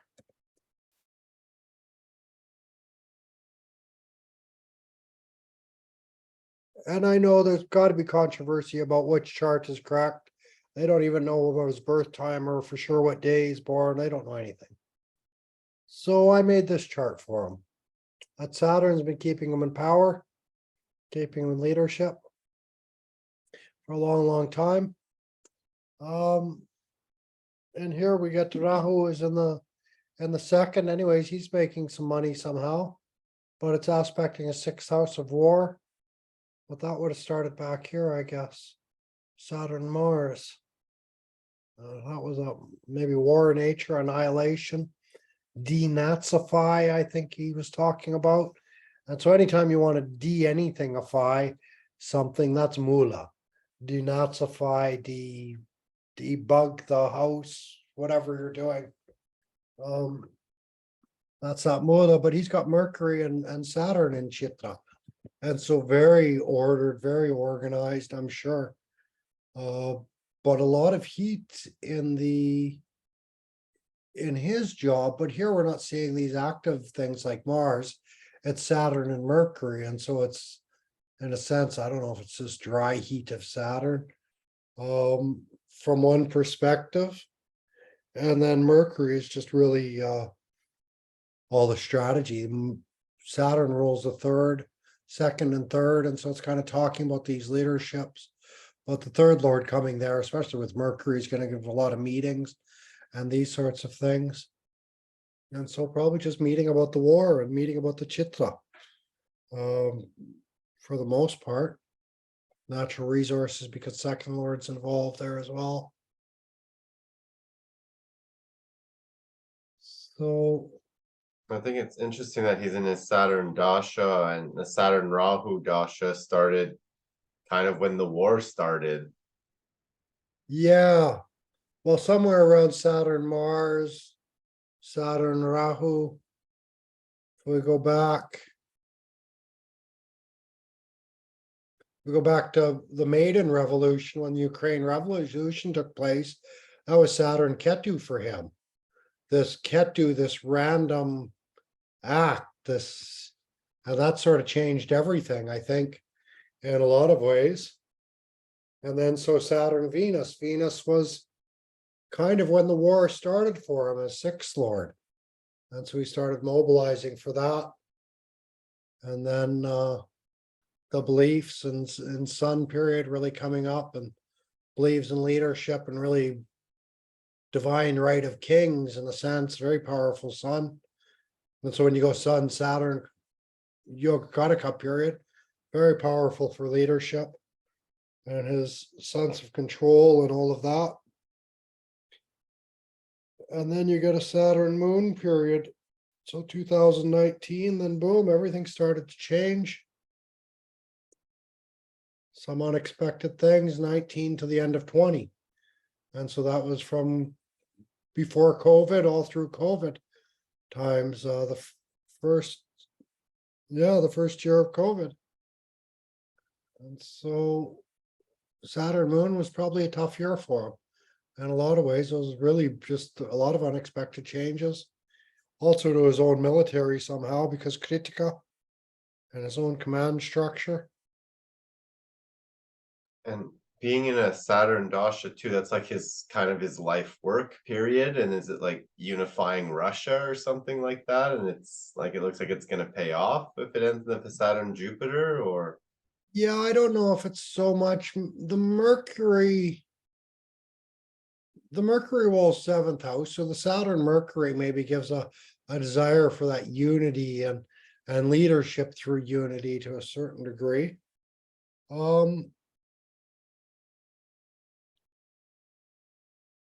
well, Saturn's not a great period for him, and neither is Mercury. Saturn's just it's all about really heavy responsibilities and responsible for the war in a lot of ways, and responsible for that leadership. I don't know what's going to happen exactly because Mercury is still in that 10,000, still showing for leadership. It's in its own sign, but I imagine he'll step back from being the big boss that he's like now, and he'll just become more of a random speaker or something like that. Yeah, something like that.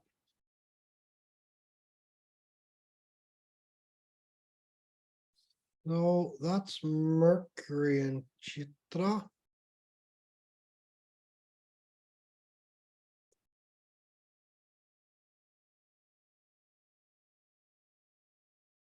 So Jupiter expands whatever he touches. So he's going to give an expansion to Jupiter or expansion to Chitra. And so he's going to spread the fire. He's going to spread the pleasantness and the niceness of it all. It's interesting. We get, anyways, it's like politicians spreading around pleasantries, right? Oh, lovely baby you have there. Oh, such a nice cat. And so they're sort of spreading it on thick, I think. As we get Donald Trump, who's master of spreading it thick.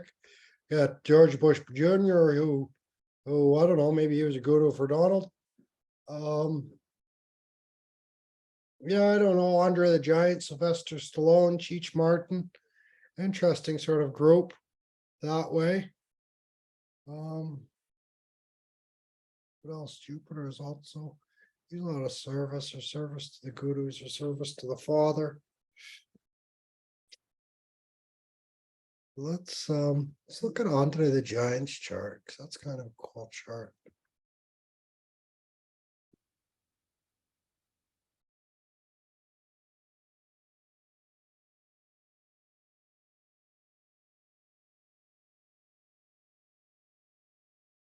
So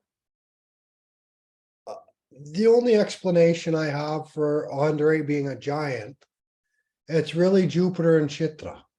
Otherwise, I don't know why he's a giant. Few things kind of confuse me about that. And then it's also aspected by Rahu, and so something unusual is going on in that. And then the first Lord Mercury is going down into the 8th house in Bharani, which kind of is a good position for a circus freak. And so he's this kind of big circus freak in a sense.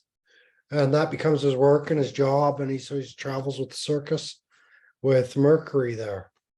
Or was his job, and then things didn't work out once he was expected to actually work for a living. Always came with problems. So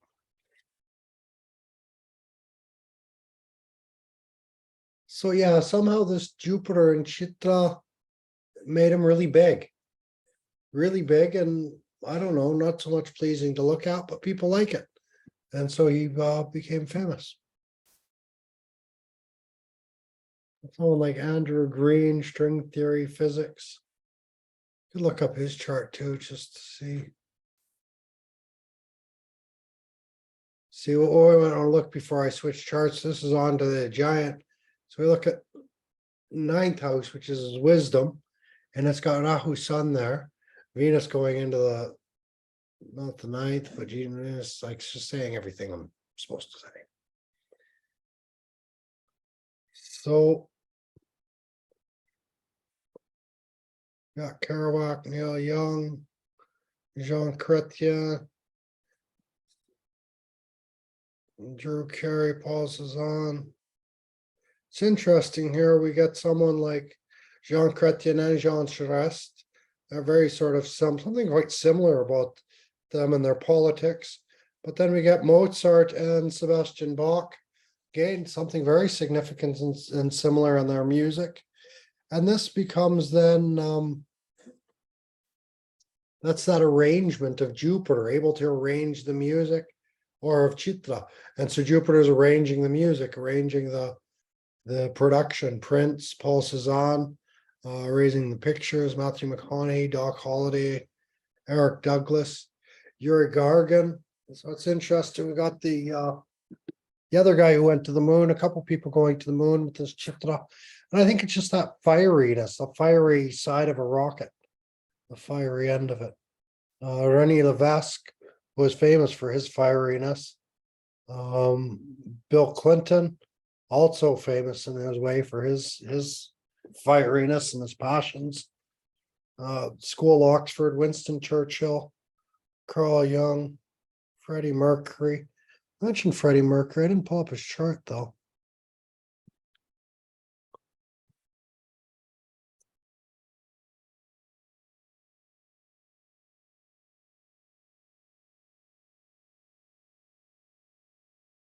Oh wow, he's got Mars, Jupiter, Venus, all in Chitra.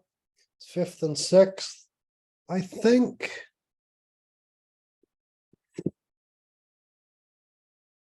yeah, there was no time available for Freddie Mercury, so I made this up for him. He's Rahu in the Ascendant, making him a unique creature, a unique character. At what else? Sun and Mercury in his 4th house. He's giving a strong sense of kind of grounding in the place, I guess. Mercury's always going to be changing around, changing home and shifting like this to a certain degree, though. And Venus, Moon,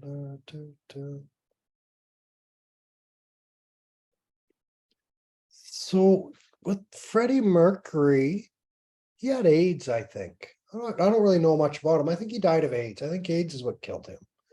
And so then he's got his 8th lord, the cause of death, going into his 6th. And so he's dying from like an illness, basically. And what kind of illness? Jupiter, because yeah, just expanding the illness, expanding the inflammation. AIDS must be a lot of inflammation in AIDS. I don't really know. I can't remember autoimmune problem. And so that might relate with Sun. Mercury might give some autoimmune illnesses. The Rahu Mars is burning quite hot, and quite risk-taking, and really likes a vigorous performance by that sort of thing. Yeah.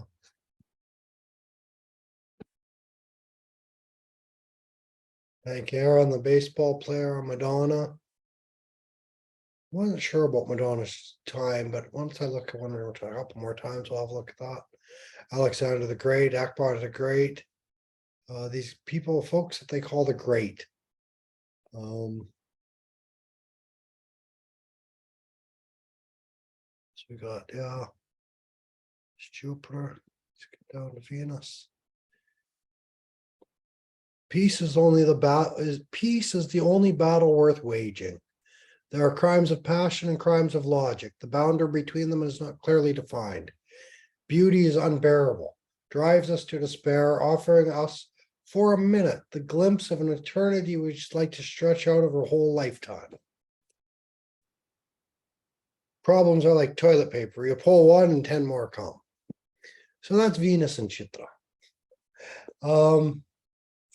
Venus and Chitra kind of likes it. He likes the imbalanced sort of situation, likes being off a little bit. But there's lots of problems, more and more problems. We talked about crimes of passion and crimes of logic. It's like, in a sense, the passion goes into the logic here. And so it's a blended sort of, why did you do that? Well, I don't know. Kind of thing. And so here we are, Prince of Wales again, Sadhguru, Max Steiner, Jesse James, Sean Connery, Martin Sheen. So you get some pretty sort of hardcore dudes with this. Claudia Schiffer, Katie Lang, lots of girls changing their gender with this. Saint Bartholomew Day, Oscar, Martin D. Sharda. So, like that.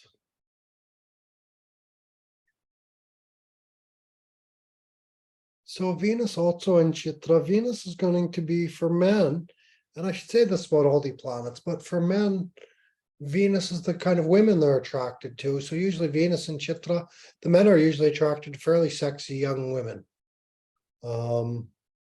Active, challenging, competitive. The women also will have some technical abilities and those kind of things. And maybe they even work together, often a likelihood that they work together. So again, let me know if there's anybody's chart who you really want to see. We'll whip it up.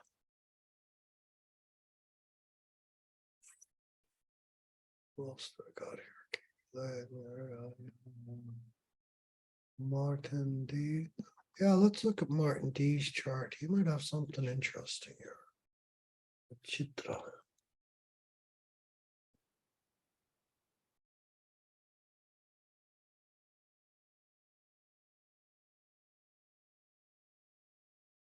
Yeah, that's what I thought. So he's got Venus and Ketu and Chitra here. And so if his and this is common with Venus debilitation, is Mercury, Venus debilitated in Virgo, and Mercury is oftentimes you see in Libra. And so it's this kind of reversal of debilitation for Venus, and becomes quite nice. And so I'm sure this reversal led him to he's a singer. He does like Moroccan. Sorry, I should have explained this earlier. He does like Moroccan vocal singing or the Tibetan vocals. And so you're forcing the air up and you're pushing energy down, and it sort of opens the chest and opens the throat and opens everything up. And it's a really, really strange sound, very, very strange sound. Like a beast in a sense. And so that's Chitra and Mercury, Venus. The problem this fellow has, he's very spiritual, very well traveled, everything's good. He drinks too much. That Mercury and Venus in second house and the heat of Chitra, it's just too much drink, it's too much booze. The expenses and losses that goes into his mouth are incredible. He doesn't even know what to do. So that's that sort of Chitra. I think Venus really coming out through his voice, the sharpness, this sort of clarity in his vocalizations. Yeah, he's also a guy you'd say he's quite handsome man, but anyway, he's old now, but even younger, I think, quite handsome. But he had this sort of dust from the road, almost a little bit of a smoky, darker, sort of on the edges a tiny bit. So that's him. Yeah, let's skip ahead. Here's Saturn. So this is the rags to riches, usually very, very driven. That's that fiery, all that fiery nature. Oh. Oh. All that fiery nature of this nakshatra It's the sort of atmosphere, it wants people to rise up. It wants them to elevate themselves, to better themselves, to improve themselves. So it always wants to work very hard to do that. Saturn and Chitra is going to work very hard to gain respect from society. Occasionally be more wealthy, trusted fund manager who lives in the poor in the chart in the US. Saturn rules the second and third house.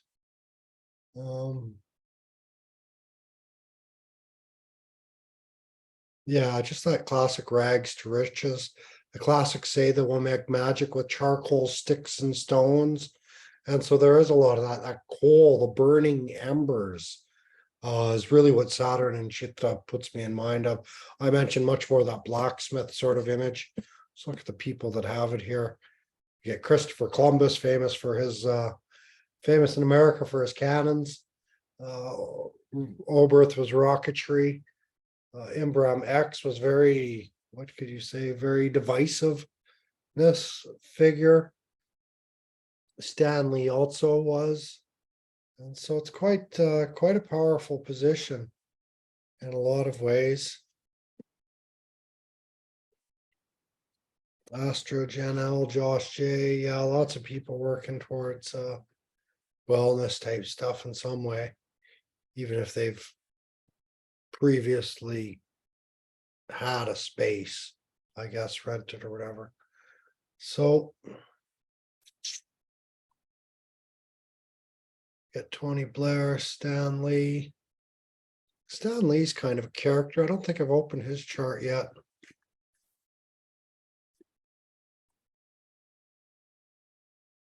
He's one of these comic book guys. I can't remember if he's the Batman guy, Stan Lee. Marvel Comics, anyways, in some shape or form. No.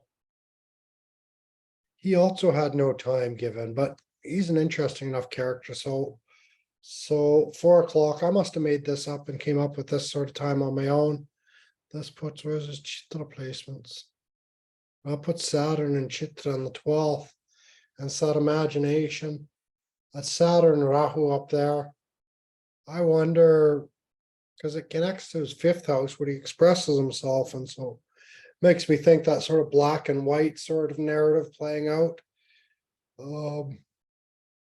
We talked about this. Oh, interesting.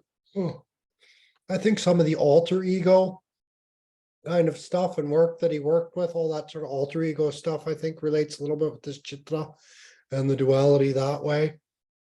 It can be the Dark Knight, like there was like a dark Batman at some point or something like that.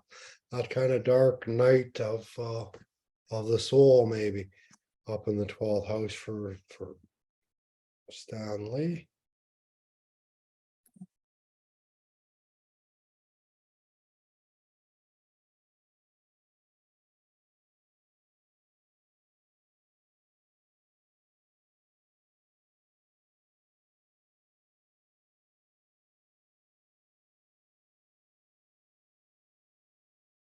Yeah, first house, lamplighters, fire starters, very hard workers, exploited laborers, commitment and dedication, perfectionists, wound a bit tight, try to be perfect and professional.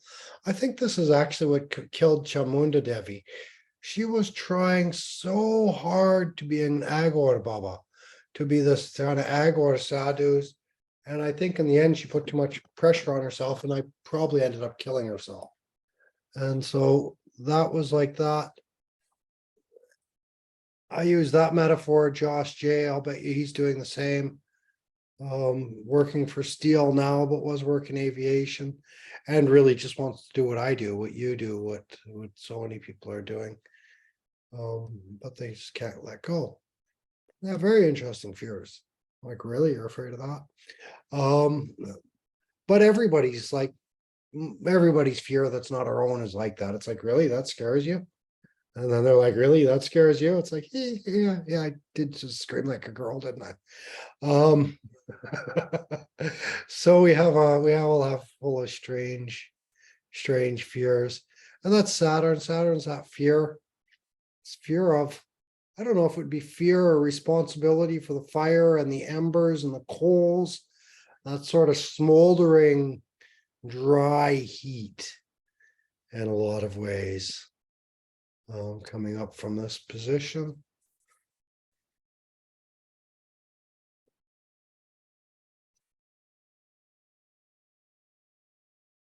Look at someone like Britney Spears' chart for fun.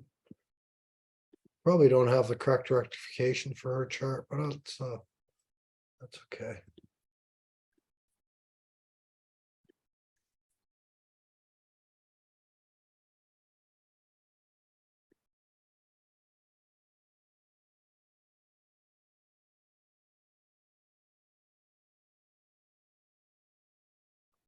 So here, Macomb, Mississippi.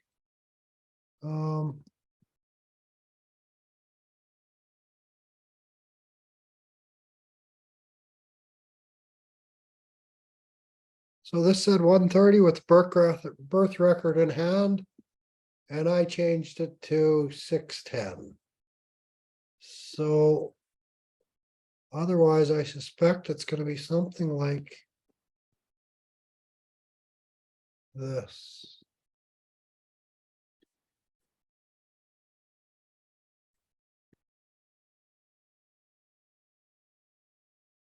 So I don't know why I changed it to 6:10. I don't know what our rationale was.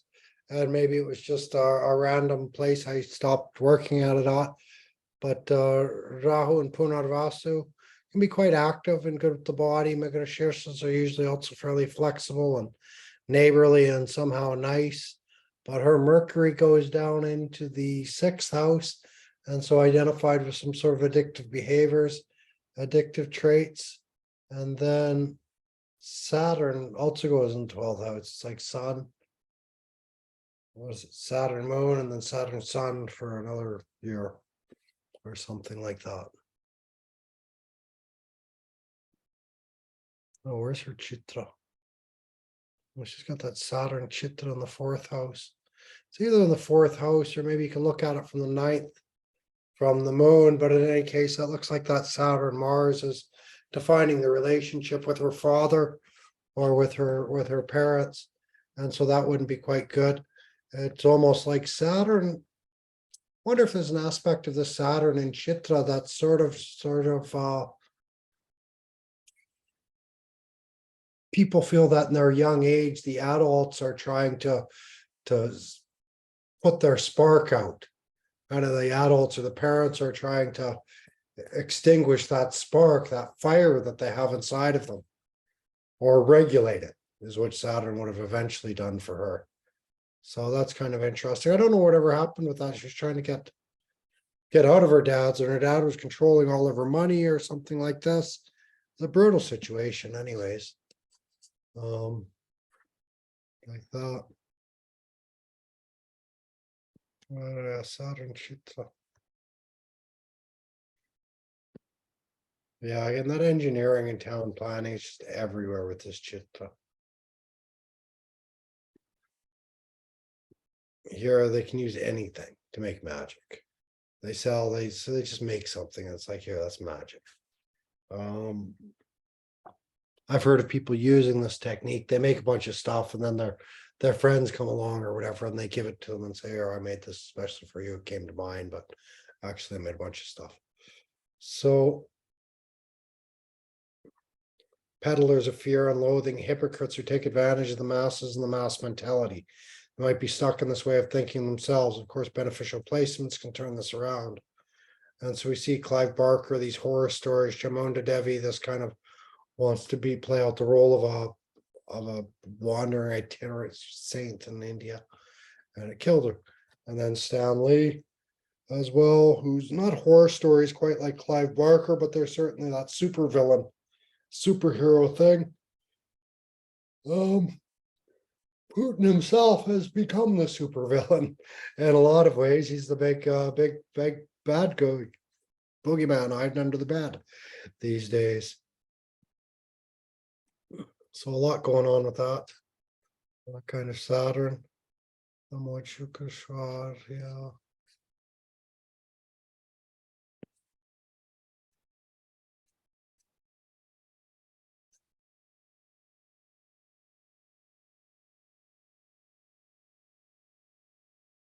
Yeah, so let's have a quick look at the Rahus here as well. Because the Rahu is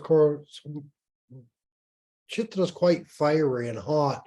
And Rahu's going to be that smoke, that steam, that pollution that sort of gathers here. And so all of that heat, you get well, you get some really high sort of people in a sense. Nancy Pelosi, David Koch, Thomas Edison, Alexander Graham Bell, Michelangelo, Michael Jackson, Al Pacino. It's like, let's head back to the jungle for a couple weeks. And if no one, yeah, no one objects. So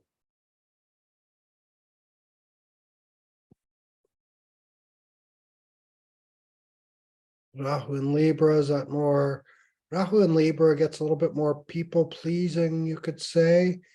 And Virgo really wants to fix things, heal things, repair them, whatever it is. But Rahu and the Libra side of this now becomes more fascinated with the balance, more fascinated with that pleasing side of things. So you get some very nice speakers, Ray Kroc and Cicero. Ray Kroc was supposed to have a good sense of humor. Who else we got here? Oh, that. So we can call this a day, I think. We've covered enough, and I'm getting really, really tired, so I need to take a break. Yeah. And we'll call it at that. So nice for coming out. Have you had any more chance to here? I'm just going to